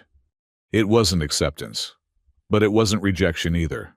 For beings who measured change in millennia, it was practically a revolution. As we prepared to leave, Octavius called out, Adrian Blackthorne, a question. In the trial, you showed me memories of loss, of pain that would crush lesser beings. How do you continue? I thought of Emma's laugh, Sarah's smile, the weight of the scar over my heart. Because they loved me enough to die for me, I said. The least I can do is live for them. Live well enough to make their sacrifice worthwhile. He nodded slowly. Perhaps there is wisdom in mortality after all. The journey back was quiet. Helena busied herself with reports. The guards maintained watchful silence. Serafina stood at the viewing port, watching dimensions fold around us. I joined her, feeling the weight of what had just happened settling in. "You changed them," she said softly. "In all my years, I've never seen the Eternals question themselves. I just showed them what they'd forgotten how to see. Humanity's light." She leaned against me. "You know Octavius was right about one thing. You are exceptional. Not all humans could have done what you did." "Maybe not," I admitted. "But more than you'd think. We're surprising that way." "Yes," she said with a smile. "You are—" An urgent chime interrupted the moment. Helena looked up from her pad, face pale. "We have a problem. Multiple problems. Admiral Corvin has moved up his timeline. He's called an emergency session of the Human Council. And—" She hesitated. "What? Duke Malachar has been assassinated. Found dead in his chambers an hour ago. Adrian. He was killed with a human weapon. They're saying it's retaliation for him yielding to you." The moment of peace shattered. I felt Serafina tense beside me. "It's starting," she said. "Someone wants war. Someone on both sides." "Then we stop them," I said. "How we're one vampire and one whatever you're becoming against centuries of hatred and those who profit from it." I thought about Octavius, about minds changed and perspectives shifted, about humans and vampires working together on the medical staff, about all the small bridges being built while the powerful plotted their destruction. "We show them a better way," I said. "One connection at a time, one impossible alliance at a time, until the bridges outnumber the walls. That could take lifetimes." "Good thing one of us is immortal," I managed to smile. "We've got time." But even as I said it, I knew time was the one thing we didn't have. The assassination of Malachar would inflame both sides. Corvin would use it as proof that peace was impossible. The war faction among vampires would demand revenge. "Kyle," Serafina called. "Set course for the emergency session, maximum speed." "Your Majesty." Kale looked troubled. "Perhaps it would be safer to return to Crimson Prime. Let the humans sort out their own—" "Their problems are our problems now," she interrupted. "Adrian is right. We face this together, or we fall separately." As the ship changed course, I felt the bond pulse with shared determination and fear. We were racing toward a confrontation that could shatter the fragile peace. But we were racing together. "Whatever happens," Serafina said quietly, "I want you to know something. These weeks since you came to court, since we bonded, I've felt more alive than I have in centuries. You've reminded me why existence matters." "Serafina, let me finish. If this goes badly, if the warmongers win, I need you to promise something. Survive. Take what we've built and keep it alive, even if it's just the memory that peace was possible." "We're both going to survive," I said firmly. "And we're going to win, not through force or politics, but by being too stubborn to let hatred have the last word." She laughed, that silver bell sound I'd grown to love. "Stubborn. Yes, that's very human. And very vampire to make it dramatic," I added. "We do make a good pair." "The best?" The human fleet came into view, massive dreadnoughts bristling with weapons, all pointed at the vampire delegation that had already arrived. One wrong move, one misunderstanding, and space would burn. "Helena," I said, "open a channel, all frequencies." "Adrian, what are you—" "Trust me." I stepped forward as the communications array activated. "This is Adrian Blackthorne, speaking to all human and vampire forces. I know you're angry. I know you're afraid. Someone killed Duke Malachar hoping to start a war. They're counting on our hatred being stronger than our hope. Let's prove them wrong." Static filled the channel. Then voices, angry and overlapping. "Murdered our best general. Human treachery. Vampires can't be trusted." Enough. Serafina's power flowed through the communication system, silencing the chaos. "You want someone to blame me. I started this by reaching across the divide. But I refuse to let it end in blood. Duke Malachar died believing in a better future. Don't dishonor his memory by using it as an excuse for war. Pretty words, Your Majesty. Admiral Corvin's voice cut through. But one of your vampires tried to assassinate Blackthorn this morning. Now, Malachar is dead by human weapons. The pattern is clear. The only pattern, I said, is that someone wants us at each other's throats, and you're playing right into their hands. Or maybe, Corvin sneered, you're too compromised to see the truth. Your vampire lover has... Finish that sentence, I warned, and we'll discuss my compromise in person. Is that a threat? It's a promise that I'm done with people using fear to justify atrocities. I took a breath, feeling Seraphina's support through our bond. Yes, I'm bonded to the Vampire Queen. Yes, it's changed me. And yes, I believe peace is possible. If that makes me compromised, then I'll wear that label proudly. As will I. A new voice joined, familiar despite the electronic distortion. It was one of the vampire nobles from the Blood Council. I've seen what Lord Blackthorn is willing to sacrifice for peace. I've seen our queen risk everything to build bridges. If they can overcome their history, perhaps we can overcome ours. Easy words from the safety of a ship, Corvin spat. Let's see how peaceful you feel when... He was cut off by alarms. Every ship in both fleets suddenly detected the same thing. A massive energy signature approaching fast. What is that? Helena breathed, staring at the readings. I knew. Somehow, through the bond or instinct or sheer paranoid experience, I knew. It's the real enemy, I said. The ones who've been playing both sides.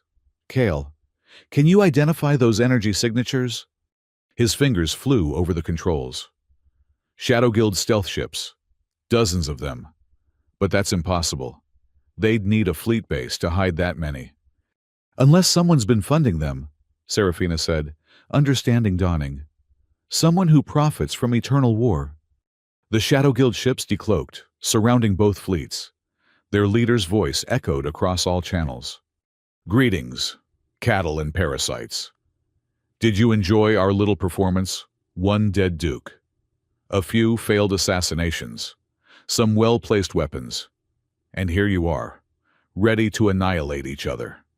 Beautiful. Who are you? Corvin demanded. We are the balance. The ones who ensure neither human nor vampire grows too strong. War is profitable. Peace. He laughed. Peace is bad for business. You killed Malachar, one of the vampire commanders snarled. We killed whoever needed killing to keep you fighting. Just as we've done for centuries. Every peace treaty that failed, every negotiation that collapsed, that was us. And now, with both your fleets here, we can ensure another generation of profitable conflict. The Shadow Guild ships powered weapons. Both fleets began emergency maneuvers, suddenly united by a common threat. All ships, Seraphina commanded. Defensive positions. Protect the human vessels. Belay that, Corvin countered. Human ships maintain... Admiral, I cut him off. Shut up and listen for once in your life. They played us. All of us. Every death. Every betrayal. It was orchestrated. Is your pride really worth dying for? Silence on the human channels. Then, grudgingly. Human fleet. Defensive pattern Alpha. Coordinate with vampire forces. It was chaos. Ships that had been prepared to fight each other suddenly trying to work together against a common enemy. The Shadow Guild had counted on our division. They hadn't counted on desperation making allies of enemies. Seraphina, I said as the battle raged. Remember what you said about building bridges one at a time. This seems like an odd time for philosophy, my love. My love, even facing death. Those words made my heart race. Not philosophy. Strategy. I turned to Kale. Can you patch me through to both fleets, ship to ship, direct to crew? That's highly irregular, but yes. Do it. As he worked, I felt Seraphina's curiosity through our bond. I showed her my plan, half-formed and probably insane. She smiled. Stubborn and dramatic. We really are perfect for each other. The channel opened. I could feel thousands of minds listening, human and vampire, united by danger if nothing else. This is Adrian Blackthorne, I began. Right now, you're fighting beside people you were ready to kill an hour ago. Ask yourself why. Not because of orders or politics, but because when faced with a real threat, your instinct was to protect each other. Human ships shielding vampire ships taking hits meant for humans. That's who we really are when we strip away the propaganda. A Shadow Guild missile broke through the defensive screen, heading for a damaged human cruiser. A vampire interceptor threw itself into the path, disappearing in a bloom of fire. Did you see that? I continued. A vampire just died to save humans. Not for politics. Not for orders. For the simple truth that life matters more than labels. That's the future Serafina and I are fighting for. That's what the Shadow Guild fears. Not our weapons, but our unity. The battle turned. Where before it had been desperate defense, now it became coordinated assault. Human tactical computers linked with vampire battle meditation. Ancient wisdom merged with innovative strategy. Impossible. The Shadow Guild leader's voice had lost its smugness. You're supposed to hate each other. That's the natural order. Nature changes, Serafina said, her power flowing through every vampire ship. Evolve or extinct. Your choice. You think you've won? The leader laughed bitterly. This is one fleet. We have bases throughout the galaxy, supporters in every government. You can't fight economics with idealism. Watch us, I said. The battle ended with the Shadow Guild fleet scattered or destroyed. But the real victory was quieter.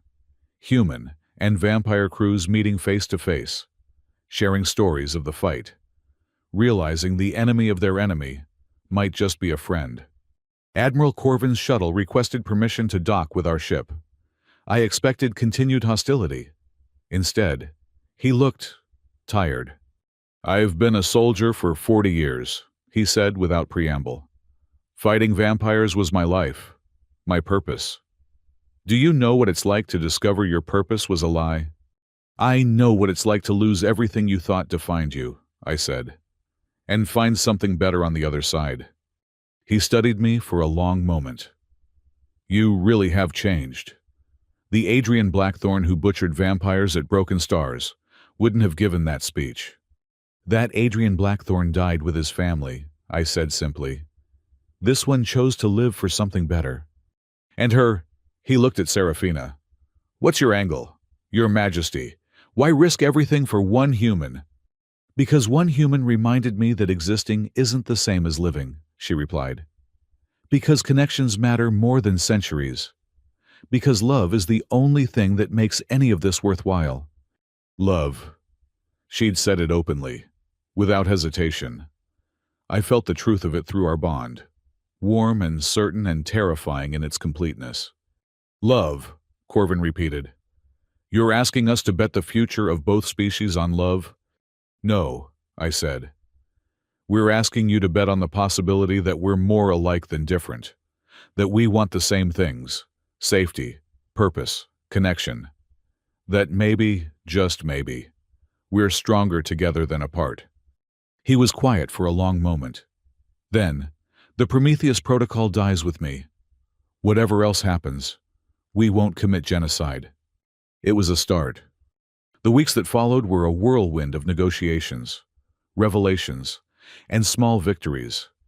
The Shadow Guild's records, recovered from their destroyed flagship, revealed centuries of manipulation. Wars started for profit. Peace treaties sabotaged for continued conflict.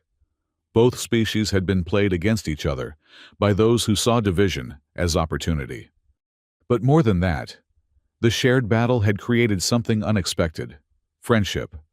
Human crews who'd fought beside vampire ships couldn't go back to seeing them as monsters. Vampire warriors who'd been saved by human courage couldn't dismiss them as prey. It's not perfect, Helena said one evening, as we watched human and vampire delegates actually laughing together over drinks.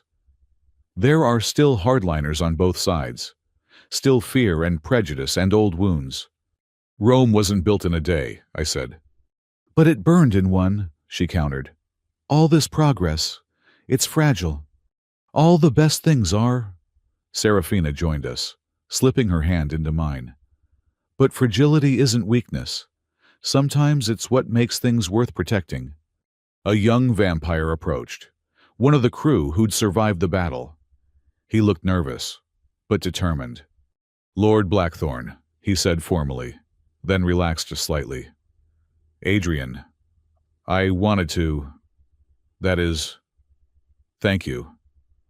What you said during the battle, about life mattering more than labels, it helped. Made things clearer. We all helped each other, I said. That's what made the difference. He smiled, a surprisingly human expression. My sister is bonded to a human. I haven't spoken to her in 50 years because of it. I think I'll call her tonight.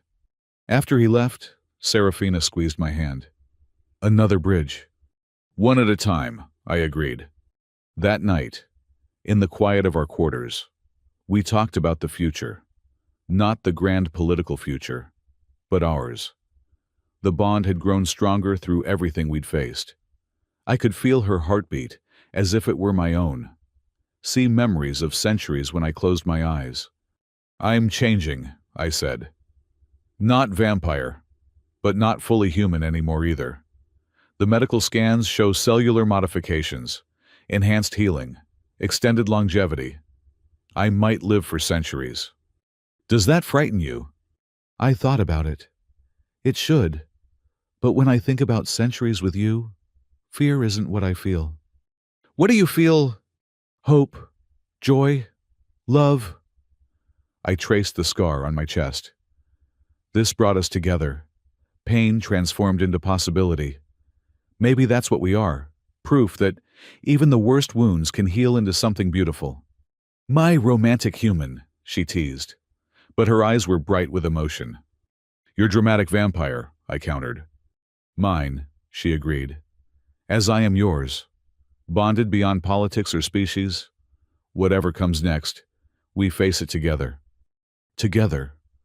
The word that had started all this. The possibility that had terrified both our species into nearly destroying each other. And the truth that might just save us all. Outside our window, ships from both fleets hung in the void. No longer weapons aimed at each other, but guardians of a fragile peace. It wouldn't last. Nothing ever did. There would be other challenges, other threats, those who couldn't let go of old hatred. But tonight, human and vampire, mortal and immortal, we chose hope over fear, connection over isolation, love over loss. The scar still ached sometimes. It always would.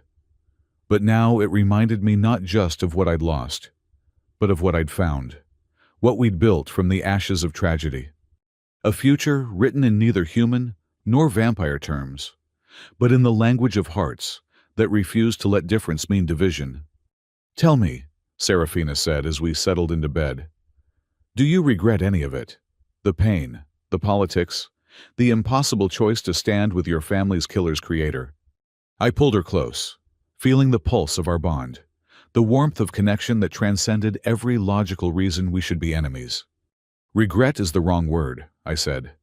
Every step led here, led to us, led to a future Emma and Sarah would be proud of. I can't regret that. Even if it cost you your humanity? Who says I'm losing it? Maybe I'm just learning that humanity isn't about biology. It's about choice, about love, about building something better from the broken pieces. Philosophy from a soldier, wisdom from a man who's learned that the best victories don't come from weapons. I kissed her forehead. They come from the courage to reach across the void and say, you are not my enemy. And sometimes, she added with a smile that had toppled empires, they come from vampire queens with a flair for dramatic declarations. That too, I laughed. As sleep took us, I thought about the journey, from the scar that should have killed me to the bond that remade me, from enemy to champion to something entirely new.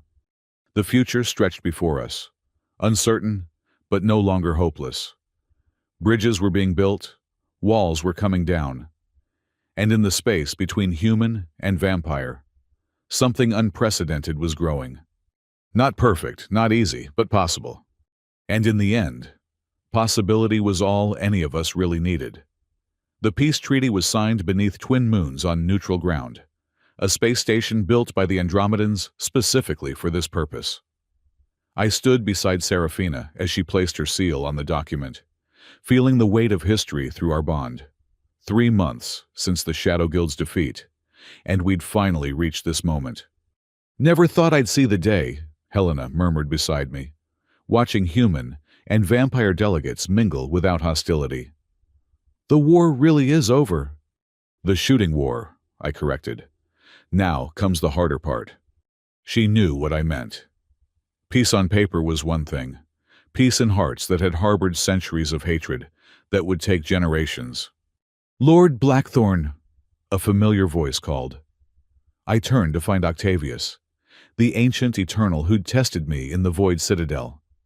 He looked more solid than before, more present in regular space. "A word." Serafina tensed beside me, but I touched her hand. "It's okay." We stepped aside from the celebration. Octavius studied me with those impossibly old eyes. "You continue to change," he observed. "The bond grows stronger. Soon you'll be neither human nor vampire, but something new. Is that a problem?" "On the contrary," his lips quirked in what might have been a smile. "It's fascinating. In all my eons, I've never seen anything like it. You're becoming a bridge made flesh." "Poetic." "Accurate." He paused, seeming to choose his words carefully. "I came to warn you. The Shadow Guild was not the only faction that profits from conflict. There are others, older and more patient, who see this peace as a temporary inconvenience." "You know who they are." "I have suspicions, but even I dare not speak against them openly. They predate even the Eternals. They were old when your sun was dust." He leaned closer. "Watch for signs, unexplained disappearances, technology that shouldn't exist, and above all, beware those who offer gifts too good to refuse." Before I could ask more, he was gone, faded back into whatever dimension the Eternals inhabited when not manifesting physically. "Cryptic warnings from ancient vampires," I muttered. "Just what every peace treaty needs." The celebration continued late into the night. I found myself in conversation with former enemies turned tentative allies. Vampire warriors who'd once hunted humans now asked about our children, our dreams, our brief burning lives that suddenly seemed precious rather than pathetic. "You did this," one vampire commander told me. "You and the Queen showed us we were looking at humans wrong." "We showed each other," I said. "That's what peace really is. Mutual recognition that the other side is people too." Later, in our quarters aboard Serafina's ship, we finally had a moment alone. She stood at the window, watching the station recede as we departed. 10,000 years I've waited for this," she said softly. "Peace between our kinds. I'd given up hoping." "What changed?" She turned to me, violet eyes bright with emotion. "You, a human who had every reason to hate me, choosing love instead. You changed everything, Adrian." "We changed everything," I corrected, pulling her close. "I couldn't have done any of this without you." "Such a human thing to say," she smiled against my chest. "Sharing credit when you could claim glory. Glory's overrated. I'd rather have partnership." We were interrupted by an urgent chime. Kale's face appeared on the communication screen, looking troubled. "Your Majesty, Lord Blackthorn, we have a situation. 3 human colonies have gone dark in the past hour. No distress signals, no communication, just silence." The warmth of the evening evaporated. I felt Serafina tense against me. Shadow Guild remnants, she asked. Unknown. But Kyle hesitated. The energy signatures detected before the blackouts don't match anything in our databases. Not human. Not vampire. Not any known species. I thought of Octavius's warning. Technology that shouldn't exist. Set course for the nearest affected colony, Serafina commanded, and alert both human and vampire fleets. If something's hunting our people, we respond together. The journey to Colony Theta 7 took 18 hours through folded space. Long enough for reports to come in from the other colonies. The pattern was identical. Sudden energy surge. Communications cut. Then nothing. No debris fields suggesting destruction. No radiation indicating weapons fire. Just silence. It's like they were erased, Helena said, reviewing the data.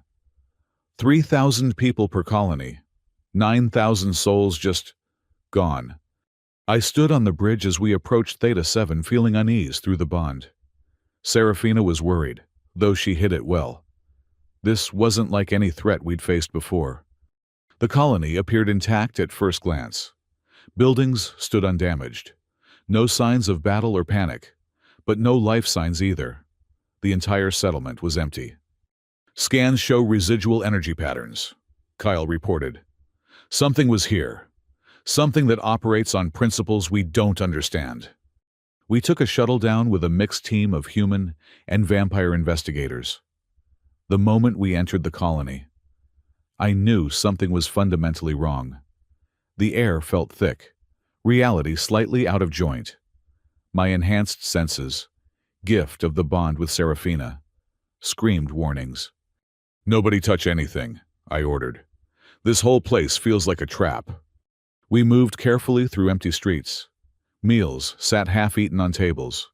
Vehicles sat abandoned mid-journey. Whatever had happened, it had been instant. "Over here," one of the vampire investigators called. She stood before a wall covered in symbols that hurt to look at. These weren't here before. They're fresh. I approached carefully, feeling Serafina's concern spike through our bond. The symbols seemed to shift and writhe, never quite the same when I looked directly at them. "It's a message," Serafina breathed. "Ancient script, older than any vampire language." "What does it say?" She was quiet for a long moment, translating. When she spoke, her voice was carefully controlled. "The harvest begins. The young races have grown ripe. What was given shall be reclaimed." "Given?" I asked. "What was given?" Before she could answer, reality tore open. The being that stepped through defied description. It was humanoid in the way a shadow is humanoid, the vague suggestion of form without substance. Where it walked, the ground aged decades in seconds. The air around it flickered between states of matter. "Greetings, children," it said in a voice like cosmic background radiation. "We are the architects. We have come to collect." Every weapon raised instantly, but the being merely gestured.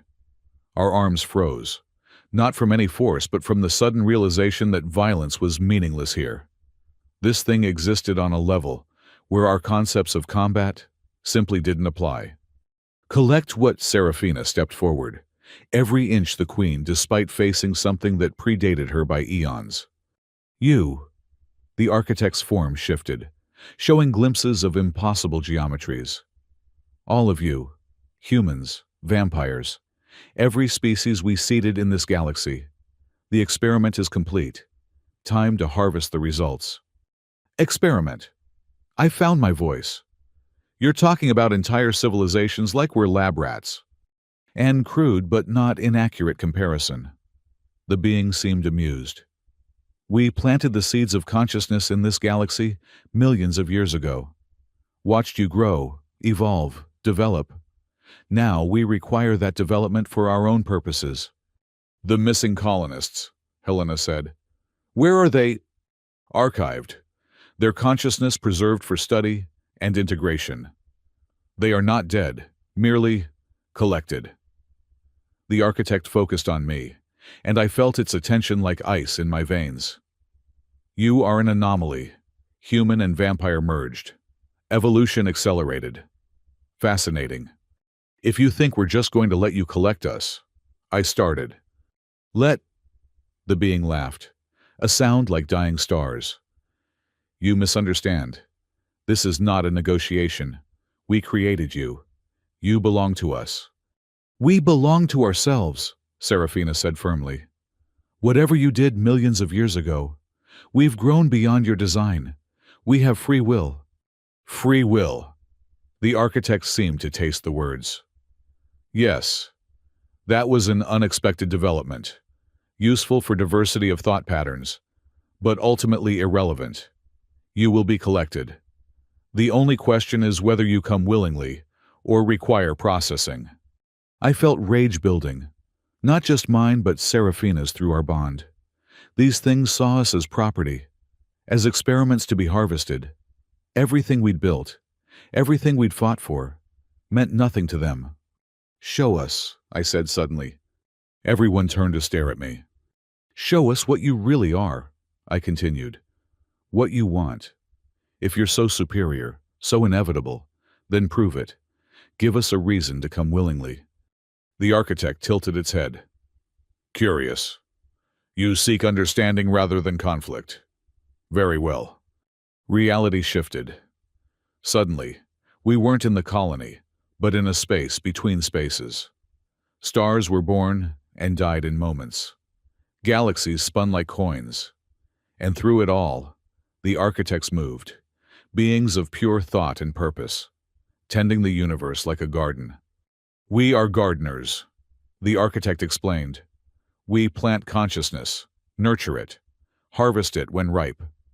Your thoughts, experiences, emotions, all are nutrients for our continued existence and growth. Without the harvest, we wither. Without us, new consciousness cannot be seeded. A cosmic food chain, I said, with us as the crop. Simplistic but essentially correct. The vision faded, returning us to the colony. Now you understand. Resistance is not futile.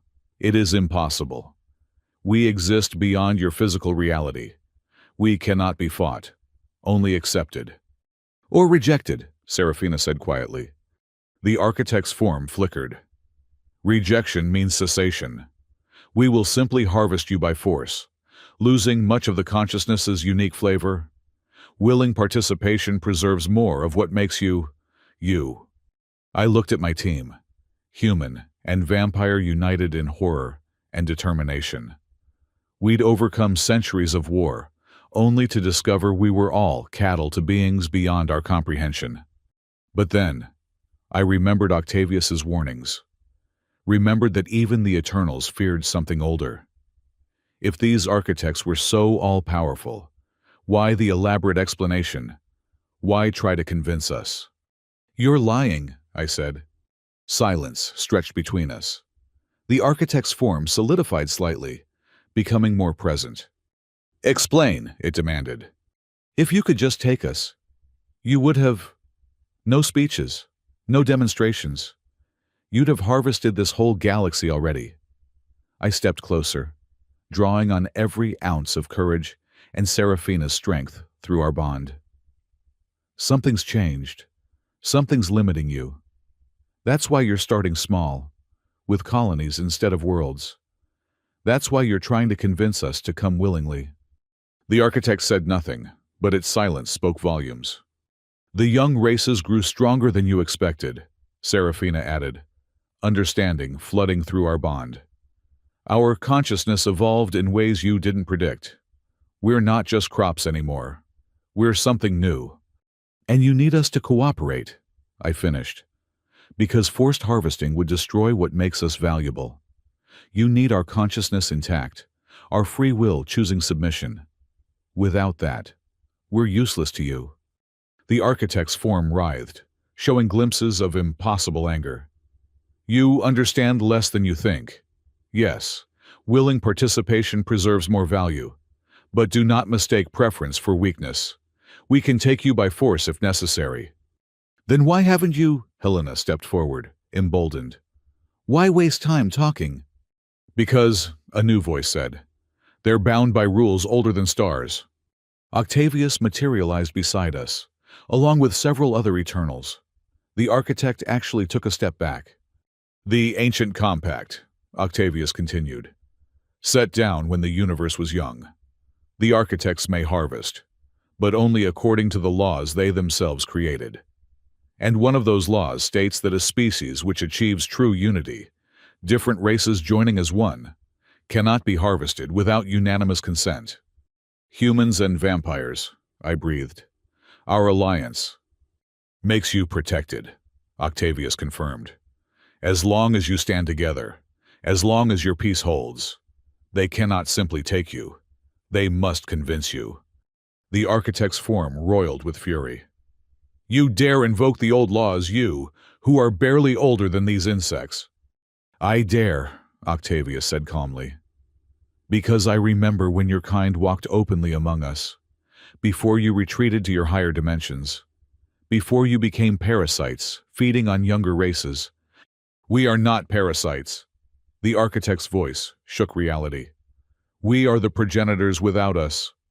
Without you, consciousness would find its own way. Serafina interrupted. As it always has. You didn't create awareness. You simply shaped it to serve your needs. The truth hung in the air like a blade. The architects weren't gods or gardeners. They were addicts, dependent on harvesting consciousness to maintain their own existence. And we were their drug. You have 1 year, the architect said finally. 1 year to prepare your races for harvest. Use it wisely. When we return, we will collect what is ours, willing or not. The old laws protect you from immediate harvesting, not from eventual collection. And if we refuse, I asked, then we will wait until your alliance fractures, as all alliances do, until human and vampire remember their hatred. And then, when you stand divided, we will take you piece by piece. The architect began to fade. 1 year. Choose wisely. It vanished, taking with it the oppressive feeling of wrongness. But the empty colony remained, a reminder of what awaited us. Well, Kale said after a moment, I think we found a bigger problem than human-vampire relations. Despite everything, I laughed. Trust a vampire to find understatement in the face of cosmic horror. Options, Serafina asked, already shifting into planning mode. We have advantages, Octavius said. The bond between you and Adrian is unprecedented. Human will merge with vampire essence. It might be the key to resistance. One bond against cosmic harvesters. Helena shook her head. We need more than that. Then we make more, I said. Everyone looked at me. Not romantic bonds, but connections. Real understanding between species. If unity protects us, then we become so unified they can't touch us. You're talking about fundamentally changing the nature of both species in a year, one of the vampire investigators said. I'm talking about survival, I corrected. They want to harvest our consciousness. Fine. Let's make that consciousness something they can't digest. Something new. Serafina caught my hand. Through our bond, I felt her pride and determination. The architects made one mistake. They told us we have a year. Let's show them what humans and vampires can accomplish when extinction is the alternative. The journey back was quiet. Each of us processing what we'd learned. 9,000 people, archived like data. An entire galaxy of consciousness treated as a crop. And us, caught between evolution and extinction. Adrian, Serafina said that night as we lay together. What you're proposing, it would change everything. Not just politics, but the fundamental nature of what we are. I know. I traced patterns on her skin, feeling our bond pulse with shared life. But what's the alternative? Let them harvest us. Watch everything we've built disappear into their cosmic collection. We could run, find a way to leave the galaxy, and abandon everyone else. The Andromedans, The Tau Ceti. Every species that doesn't know what's coming. I shook my head. That's not who we are. Not who I am. Not who you are. She was quiet for a long moment. You're right. I've lived 10,000 years, and I'm not ready for it to end. Not when we've finally found something worth eternity. Then we fight. Not with weapons, but with connection. We become something the architects never predicted. Truly united consciousness that transcends species boundaries. A year to transform two civilizations that spent centuries at war, she smiled. Should be easy. Hey, we've done impossible before. This is just impossible on a larger scale. The next months were a whirlwind of activity. The revelation of the architects had done what centuries of war couldn't. Truly united human and vampire leadership. Faced with extinction, old grudges seemed petty. We established integration programs. Not just cultural exchange, but deeper connections. Humans learning vampire meditation techniques that touch the edge of consciousness. Vampires experiencing human creativity and passion. Learning to see beauty in finite existence. And through it all, Serafina and I served as living proof of what was possible. Our bond had evolved beyond anything either species had experienced. We shared not just thoughts, but essence itself. I could feel eternity in her touch. She could taste mortality in mine. It's working, Helena reported 6 months in. The neural scans show actual changes in both species. Humans developing vampire-like consciousness patterns. Vampires showing human creativity spikes. We're becoming something new. But not everyone was pleased with the changes. Admiral Corvin, under house arrest since his attempted coup, managed to broadcast a message to human supremacist groups. They're changing us, his image ranted across pirate networks. Making us less human. This is conquest by another name. Similar resistance emerged among vampire purists. Ancient bloodlines who saw the changes as corruption rather than evolution. They formed isolated enclaves, refusing integration, clinging to old ways. They're fracturing the alliance, Kyle warned. If we're not unified when the architects return, then we convince them, I said. Show them that change doesn't mean death. It means life. But it was Serafina who found the real solution. In the ancient vampire archives, she discovered references to something called the communion, a ritual that could temporarily link multiple consciousness across species boundaries. It was used in the earliest days, she explained, when vampires were fewer and needed to share knowledge instantly. But it was abandoned as our population grew. Too intimate, too revealing. What if we modified it? I suggested. Not permanent linking, but temporary unity. Let everyone experience what we have, the beauty of connection across species lines. It's dangerous. Minds could be lost in the merger, and we'd need willing participants from both species. Then we start small. Volunteers who understand the risks. The first communion took place on the anniversary of the peace treaty. 100 humans and 100 vampires, gathered in a chamber designed to focus consciousness. Serafina and I served as anchors, our established bond providing stability. I'll never forget that moment when the barriers fell. 200 minds touching, sharing, understanding. Human passion mixing with vampire wisdom. Brief lives illuminated by eternal perspective. Ancient souls warmed by mortal fire. When it ended, there wasn't a dry eye in the chamber. Former enemies embraced, having felt each other's deepest truths. The divide between species suddenly seemed arbitrary, even absurd. Did you feel it? One human participant asked a vampire. Your memories of the first sunrise you ever saw. I felt your daughter's laughter, the vampire replied. So bright, so brief, so precious. I understand now why you burn so intensely. Word spread. More communions were organized. Not everyone participated, but enough did. Enough to create a network of understanding that transcended old boundaries. But it was the children who truly showed us the way. The first hybrid child was born 8 months after the initial architect encounter. The mother was human, the father vampire, their connection forged during a communion that became something more.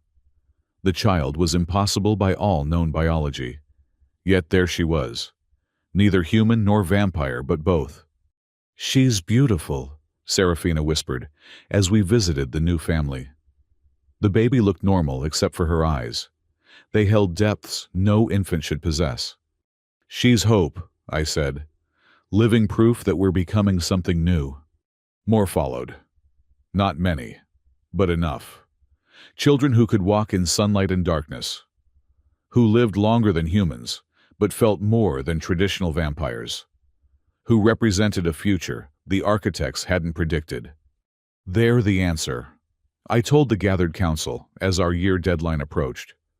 Not weapons or shields, but evolution itself. We're becoming something that can't be harvested, because we're no longer what they designed us to be. "Will it be enough?" someone asked. I looked at Serafina, feeling our bond pulse with shared determination. "It has to be." The architects returned exactly 1 year after their first appearance. But this time, we were ready. They manifested in the same colony, perhaps expecting to find us cowering or fled. Instead, they found a united front, human and vampire standing together, some holding hybrid children, all linked by bonds of understanding if not full communion. "You have had your year," the lead architect stated. "Choose, willing harvest or forced collection." "We choose neither," Serafina stepped forward. "We choose transcendence." The architect's form flickered. "Explain." "You designed us as separate crops," I said. "Humans for passion and creativity, vampires for wisdom and depth. But we've become something else, something unified. Try to harvest us now, and you'll find we're no longer digestible." "Impossible. You are what we made you." "Were," I corrected. "Now we're what we made ourselves." To prove it, we initiated the largest communion ever attempted. Not just the gathered representatives, but volunteers across both civilizations. Millions of minds touching, sharing, becoming one, while remaining many. The psychic shockwave was visible even to baseline humans. Reality rippled as consciousness transcended its designed boundaries. And in that moment of unity, we showed the architects what we'd become. Not human, not vampire. Something new. Something that couldn't be harvested without destroying the very qualities they sought. The architect reeled back, its form destabilizing. "What have you done?" "We've evolved," Serafina said simply. "Beyond your parameters, beyond your harvest. We're no longer your crop. We're our own species. Multiple species becoming one, while maintaining individuality." "This is not possible." "A year ago, I would have agreed," I said. "But impossible is just another word for untried. We tried. We succeeded. And now you have a choice. Leave us in peace or try to harvest something that will poison your entire existence." The architect was silent for long moments. When it spoke, there was something almost like respect in its voice. "You have won this round. We cannot harvest what you've become without corrupting ourselves. But do not think this is over. The universe is vast. Other crops grow on other worlds. And someday, when you've forgotten this unity, we will return. Then we'll be ready," I promised. "Because this isn't just an alliance anymore. It's evolution, and evolution doesn't go backward." The architects vanished, taking with them the threat of harvest. But they left behind something more valuable, knowledge that we could transcend our origins when united. "So," Helena said as we watched the empty space where the architect had stood. "What now? We've prevented cosmic harvest, merged species, created impossible children. What's left?" "Living," Serafina said softly. "Building the future we've earned, exploring what we can become without the threat of extinction driving us." I pulled her close, feeling our bond sing with possibilities. "Together." "Together," she agreed.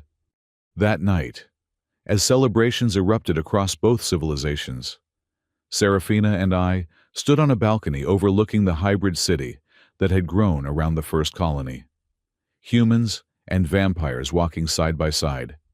Children who were both and neither playing in streets that knew no segregation. "My father would have hated this," I said quietly. "He died believing vampires were monsters, died trying to protect us from them. And my sire would have seen humans as nothing but food." Serafina replied, "Perhaps it's good they're not here to see what we've become. Or maybe they'd have changed too, given the chance." I touched my scar, feeling the phantom pain that would always remind me of loss. Emma and Sarah died because we couldn't see past our differences. But their sacrifice led to this, to a future where no one else has to lose their family to hatred. "A future worth any price," Serafina agreed. "Even becoming something beyond human." She turned to face me, violet eyes, bright with love and eternity. "Humanity was never about biology, my love. It was about choice, about growth, about connection. You're more human now than ever. You've just expanded the definition." I kissed her then, feeling our bond pulse with shared existence. Around us, the city hummed with unified life. Somewhere, hybrid children dreamed dreams neither species had imagined.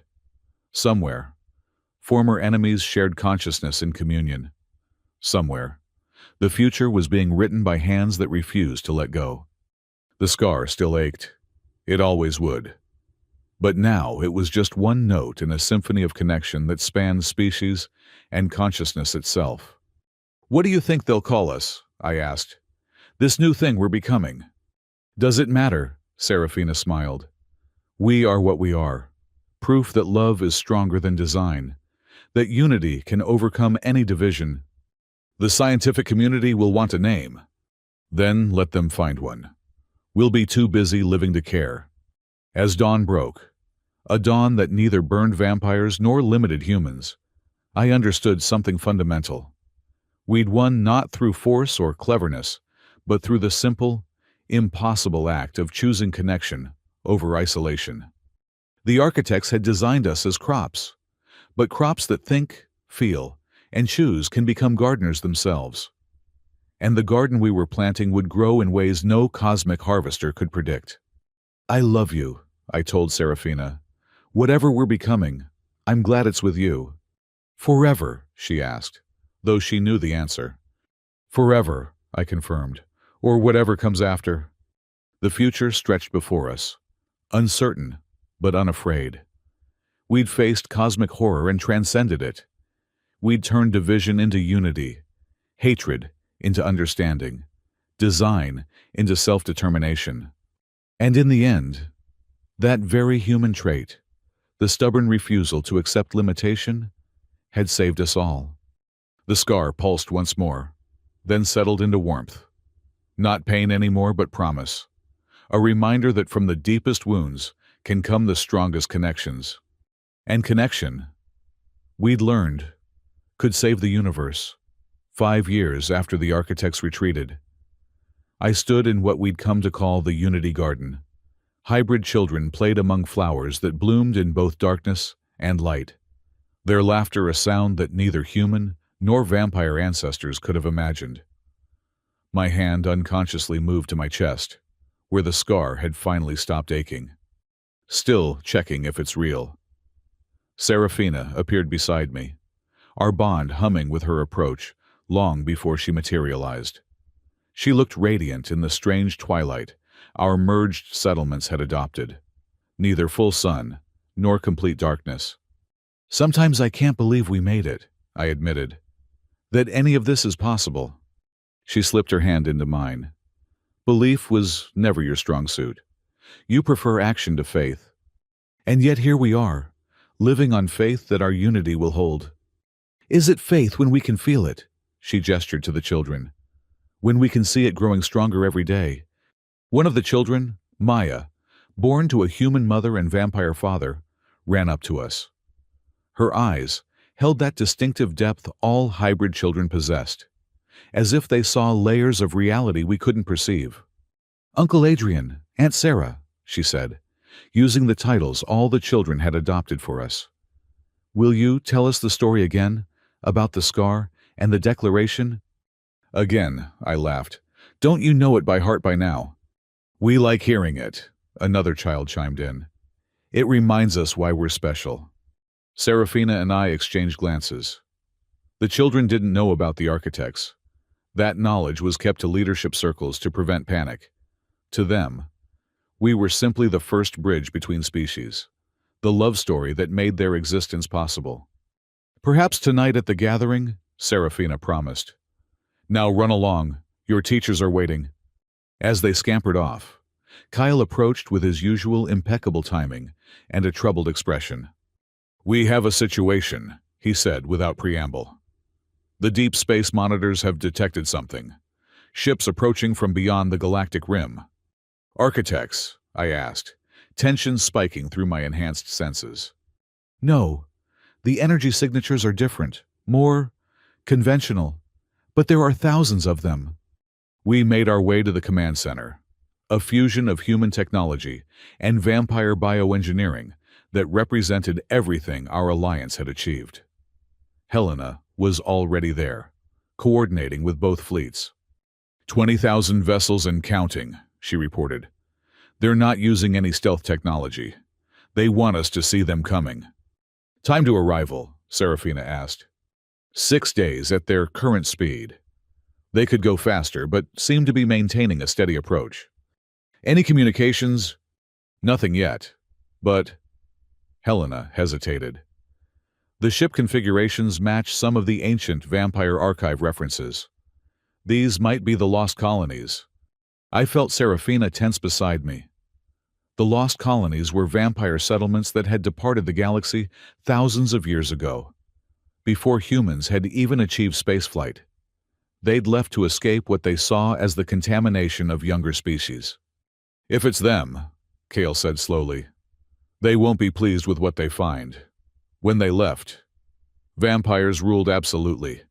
To return and find us merged with humans could restart everything we've worked to prevent," I finished. "We don't know it's them," Helena pointed out. "And even if it is, perhaps they've changed too. Thousands of years is a long time. Not for vampires who rejected change so completely, they fled the galaxy to avoid it." Serafina said grimly. "Prepare the fleets, not for war but for defense, and send a message on all frequencies. Let them know they approach a united civilization." The next days were tense. Our transmitted messages received no response. The approaching fleet maintained its steady advance, silent and ominous. Both human and vampire populations grew nervous, old fears threatening to resurface. What if they're right? Admiral Corvin's recorded message played in the emergency council session. Even under permanent house arrest, he'd found ways to spread his poison. What if the returning vampires see what we've become and decide to cleanse their race of human contamination? Will your vampire allies stand with us or their own kind? "He's not alone in that thinking," Helena reported quietly. "Some human settlements are talking about preemptive strikes, and vampire purist enclaves are preparing to welcome what they see as their true kin returning. Then we remind them what unity means," I said. "Organize communions in every settlement. Let people feel the bonds that connect us. Fear grows in isolation." But even as we worked to maintain cohesion, I felt doubt creeping in. What if these returning vampires were too set in their ways? What if the unity we'd built was too fragile to withstand pressure from those who'd never experienced it? "You're worrying," Serafina said that night as we lay together, the bond between us an open book. "I'm planning for contingencies." "You're afraid we'll choose sides if forced." She turned to face me. "That vampire will call to vampire, human to human, and our bridge will collapse. Won't it?" The question that had haunted me for days, finally voiced. "If those are the lost colonies, they're your people, your history, Can you stand against them for beings they see as lesser? She was quiet for a long moment. Then she sat up, pulling me with her. Let me show you something. The world shifted. Through our bond, she shared a memory from before I was born, before humanity had touched the stars. A younger Serafina standing before the vampire council of that era, arguing against the Exodus. They flee because they fear, her younger self said. Fear that exposure to other species will dilute our essence. But what is essence without growth? What is immortality without change? We become fossils, preserved but lifeless. Better fossils than mongrels, the lead counselor had replied.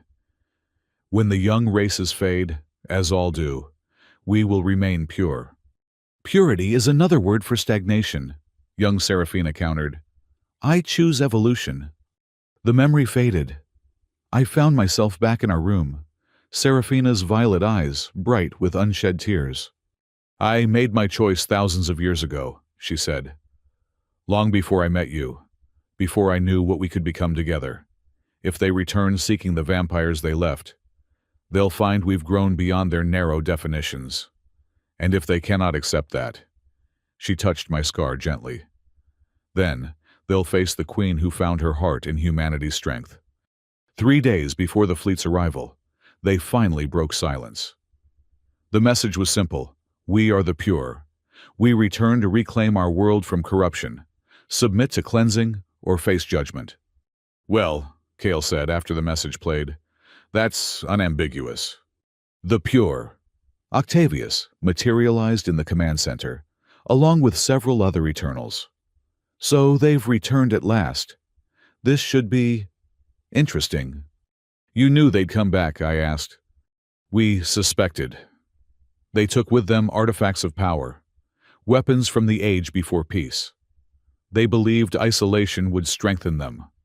He studied the approaching fleet with ancient eyes.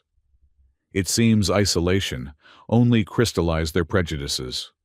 Can we fight them? Helena asked practically. 20,000 ships with weapons we've forgotten how to counter. Serafina shook her head. It would be massacre on both sides. Then we don't fight, I said. We show them what they missed by leaving. We show them what evolution looks like. They call it corruption, Kale pointed out. Then we corrupt them with truth. I felt a plan forming, desperate and probably insane. They expect to find vampires ruling over humans, or humans having overthrown vampires. They don't expect to find us unified. Use that. How? I looked at the assembled leaders. Human, vampire, hybrid. We invite them down. Not their entire fleet, but representatives. Show them the colonies, the children, the life we've built. Make them see what they'd be destroying. That's incredibly risky, Helena said. What if they use it as an opportunity to strike at leadership? Then they reveal themselves as conquerors, not returning kin. Serafina caught my line of thought. And conquerors can be resisted without the complication of blood ties. You're gambling everything on their curiosity, Octavius observed. No, I corrected. I'm gambling on the fact that even the most rigid mind can be changed by direct evidence. They've been gone thousands of years, nursing fantasies of what they left behind. Reality has a way of shattering fantasies. The invitation was sent. To our surprise, it was accepted. The Pure would send a delegation of 100 to assess the contamination level of vampire society. 100 warriors could do significant damage, Kale warned, as we prepared for their arrival. 100 minds could also be changed, I countered. Make sure the hybrid children are visible but protected. They're our strongest argument. Using children as political tools, Helena raised an eyebrow. Showing them the future they'd destroy, I corrected. There's a difference.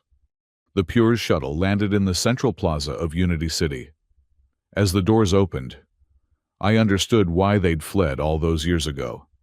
These weren't just vampires. They were what vampires had been before contact with other species. Beautiful in the way predators are beautiful. Terrible in their perfection. Their leader stepped forward, and I heard Serafina's sharp intake of breath. Matthias, she whispered. He was tall, pale as moonlight, with eyes like frozen silver. When he smiled, it was all fang and no warmth. Serafina, my once sister, I see the rumors of your degradation were not exaggerated. His gaze moved to me, and I felt evaluated and dismissed in the same moment. You keep pets now. I keep partners, Serafina replied, steel in her voice. This is Adrian Blackthorne, my bonded mate and co-leader of the Unity Coalition. Bonded, Matthias laughed, a sound like breaking crystal. You soul-bound yourself to pray how far you've fallen. How far I've risen, she corrected. But you'll need to see that for yourself. The tour that followed was tense.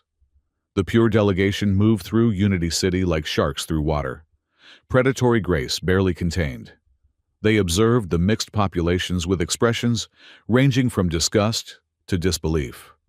They walk freely, one pure vampire muttered, watching humans pass without fear. No terror, no submission. What have you done? We've built a society, I said, staying close to Serafina. Our bond hummed with shared strength, one based on mutual respect rather than dominance. Mutual. Matthias turned those silver eyes on me. What can humans offer vampires besides sustenance? Innovation, creativity, passion, perspective. I met his gaze steadily. Everything immortality tends to crush. Bold words from something that will be dust in a century. Maybe. But my ideas, my children, my connections, those will outlive even you. We reached the school where hybrid children learned alongside human and vampire youth. Maya ran up to us again, then stopped, sensing the tension. Who are they? She asked, studying the Pure with those deep eyes. Visitors, Serafina said carefully, from far away. Maya tilted her head, then stepped toward Matthias. You're sad, she announced with a child's directness, like the old ones before they learned to laugh again. Matthias recoiled as if struck. What is this abomination? I'm not an abomination, Maya said firmly. I'm evolution. My teacher says evolution means getting better over time. You've been gone a long time. Maybe you could evolve too. The silence that followed was deafening. Then, one of the Pure, younger looking than the others, knelt to Maya's level. Evolution, he repeated. What does that feel like? Maya smiled. Like being complete. Not human or vampire, but both. Like... She scrunched her face, thinking. Like a song that needs different notes to sound right. Enough, Matthias commanded. Kira, stand. We're not here to be corrupted by aberrations. But Kira didn't move immediately. In her eyes, I saw something the architects had never understood. Curiosity. The same force that had driven species to touch stars and transcend boundaries. Perhaps we should listen, Kira said quietly. We came to judge what we left behind. Shouldn't we understand it first? What's to understand? They've polluted our bloodline, weakened our essence. Have they? Octavius appeared, because ancient vampires had impeccable dramatic timing. Or have they strengthened it? Tell me, Matthias of the Pure, when last did you create something new? When last did you feel wonder? When last did you grow? We are perfect as we are, Matthias insisted. Perfect, Octavius smiled. Yes, I remember believing that. Before I learned that perfection is just another word for death. These children, this unity, it's messy and complicated and alive in ways we forgot how to be. You too have fallen to corruption. I've risen to possibility. Octavius gestured to the city around us. While you preserved yourselves in isolation, they built something unprecedented. Two species becoming more together than either could be alone. And the children. He looked at Maya with something like wonder. They're not weakened hybrids. They're the next step. They see realities we can't, understand connections we're too rigid to grasp. Lies, Matthias snarled, but some of his delegation looked thoughtful. That evening, we held a communion, not forced on the pure, but open to any who wished to experience it. To my surprise, Kira volunteered, along with a dozen others. "Don't," Matthias commanded. "I need to understand," Kira replied. "We came to judge. How can we judge what we refuse to comprehend?" The communion that night was unlike any before. As pure vampires touched the merged consciousness of our unity, I felt their shock, their awe, their fear. Thousands of years of isolation had made them powerful, but hollow. Contact with vibrant, messy, beautiful life was overwhelming. When it ended, Kira was crying tears of blood. "We've been fools," she whispered, "hiding from this, from connection, from growth." "You've been weakened," Matthias countered, but his voice lacked conviction. "I've been awakened," she turned to face him. "Don't you see we preserved our bodies but lost our souls? They found what we were too afraid to seek. And what is that?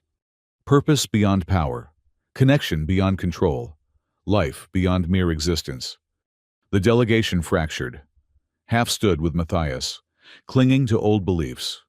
Half gathered around Kira, hungry for the connection they'd witnessed. And in that division, I saw opportunity. "You have a choice." I addressed them all. "Take what you've learned back to your fleet. Tell them what you've seen. Let them decide. Join us in building something unprecedented, or cling to isolation and watch the universe pass you by." "You think to divide us," Matthias accused. "You divided yourselves the moment you chose fear over growth," Serafina replied. "We offer reunification, not as rulers and ruled, but as equals in evolution." "I'll need proof," Kira said. "Something to show the fleet. Many won't believe words alone. Then, we give them more than words." I felt the certainty crystallize. Bring them all, not for war, but for the largest communion ever attempted. Let every one of them feel what we've built. Then, let them choose. "All 20,000 ships, you'd trust us that much?" "Trust is the foundation of unity," I said. "We'll show you ours.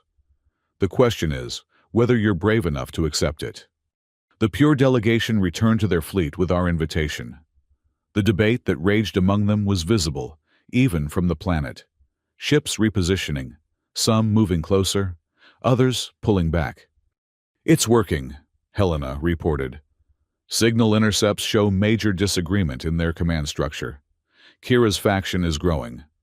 But Matthias still commands the majority," Kale warned. "If he decides to attack." "He won't," Serafina said with certainty. "Not yet. His curiosity won't let him. He needs to understand how I could choose a human over our kind. It's eating at him." She was right. 3 days later, the entire pure fleet moved into orbit. Not in attack formation, but in a pattern designed for mass communication. They were ready to listen. What followed was the most ambitious communion ever attempted. Not just our colonies, but volunteers from across the galaxy. Humans, vampires, hybrids, even representatives from other species who'd learned of our unity. Millions of minds opening to each other, sharing the truth of connection. I stood with Serafina at the center, our bond the anchor for the massive web of consciousness. Through us flowed the entire story: the war, the peace, the architects, the choice to evolve rather than remain static. Every triumph, every loss, every small step toward something greater. The pure experienced it all. Thousands of years of isolation crumbling before the weight of shared existence. Some recoiled, unable to process. Others embraced it, drinking in the connections they'd denied themselves. And at the heart of it all, our story. The scar that brought us together. The love that transcended species. The children that proved evolution was not only possible but necessary. When the communion ended, space itself seemed to hold its breath. Then Kira's voice, Broadcast to all. I choose evolution. I choose unity. I choose life over mere existence. Ship by ship, the fleet responded. Some turned away, unable to accept the new reality. But more, so many more, powered down weapons and requested permission to join. Matthias's ship hung alone for long moments. Then his image appeared on all screens. "You've won," he said, looking directly at Serafina and me. Not through strength or cunning, but through something I didn't believe existed anymore. Hope. He paused, struggling with words. "I've spent millennia preserving what we were. You've shown me what we could be. I would like to learn." "Learning is all we ask," Serafina replied. "Welcome home, brother." The integration wasn't smooth. 20,000 ships of pure vampires couldn't just slot into our society. But with each passing day, connections formed. Pure vampires experienced human creativity and passion. They met hybrid children and saw not corruption but possibility. Some left, unable to adapt. But most stayed, hungry for the life they'd denied themselves in isolation. "You did it," Helena said one evening, as we watched pure vampires learning human art techniques, their perfect hands struggling with imperfect creation. "You turned an invasion into an evolution." "We all did it," I corrected, "by refusing to let fear divide us." Kira approached, looking vastly different from the cold, pure vampire who'd landed weeks ago. She smiled, an expression that reached her eyes. "I wanted to thank you," she said, "for showing us what we'd forgotten. That existence without connection is just elaborate death." "You showed yourself," Serafina replied. "We just opened the door." "A door I'd been afraid to see." Kira turned to me. "Your scar. May I?" I nodded. She placed a cold hand over my chest, where the scar tissue had finally smoothed into memory rather than wound. "Such pain transformed into purpose," she murmured. "The pure believed scars were weakness, evidence of imperfection. But this," she smiled, "this is proof that breaking can lead to becoming." After she left, Serafina and I walked through the city. Pure vampires mingled with the population. Some awkward, some eager, all trying. The hybrid children had adopted them as they did everyone, with curiosity and acceptance that transcended adult prejudices. "Think it will last?" I asked. "Nothing lasts forever," Serafina replied. "But that's what makes it precious. We've built something that must be maintained, renewed, chosen every day. Not perfect, but living." "Philosophical vampire," I teased. "Practical human," she countered. We reached the garden where this day had started, the twilight flowers blooming impossibly in shared light. Maya ran up to us, dragging a young pure vampire by the hand. "This is Alexis," she announced. "He's never seen flowers before. Can you imagine I'm teaching him about colors?" The pure vampire looked embarrassed but intrigued. In isolation, we had no use for aesthetics beyond perfection. But these flowers, they're chaotic, random, beautiful. "Life usually is," I said. That night, as Serafina and I retired to our quarters, I reflected on the journey, from a scar that should have meant death to a bond that redefined life, from war to peace, to evolution to unity that could face cosmic harvesters and ancient prejudice alike. "No more crises," I declared. "I'm officially retiring from saving civilization." Serafina laughed. "Until the next one. The universe seems to enjoy testing us. Let it. We've faced everything from each other's hatred to cosmic predators to our own ancestors' fears. What's left? Living," she said simply. "Day by day, choice by choice, building something worth all the battles. With you, always." I touched my chest one more time. The scar was truly just a mark now, its purpose fulfilled.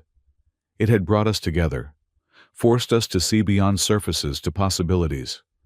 And in doing so, it had saved not just two species, but the very concept of growth itself. I love you. I told Serafina. Whatever we are, whatever we become. Human, vampire, or something unprecedented, she agreed. I love you too. Outside, Unity City pulsed with life. Pure vampires learning to laugh. Humans discovering immortal perspectives. Children who were both and neither playing between worlds. The future stretched before us. Uncertain as always, but no longer feared. We'd proven that unity could overcome any division, that evolution was stronger than preservation, that love could bridge any gap. And in the end, that was the greatest victory of all. Not conquest, but connection. Not dominance, but dancing together in the twilight we'd created. The Vampire Queen had touched my scar and declared it where her heart belonged. But we'd built something greater than either of us imagined. A place where all hearts could belong, regardless of how they beat or how long they lasted. The scar had healed. The bridge was built. The future was writing itself in languages we were only beginning to learn. And somewhere in a garden where impossible flowers bloomed, a human and a vampire held each other while the universe continued its ancient dance, made new by those brave enough to change its steps.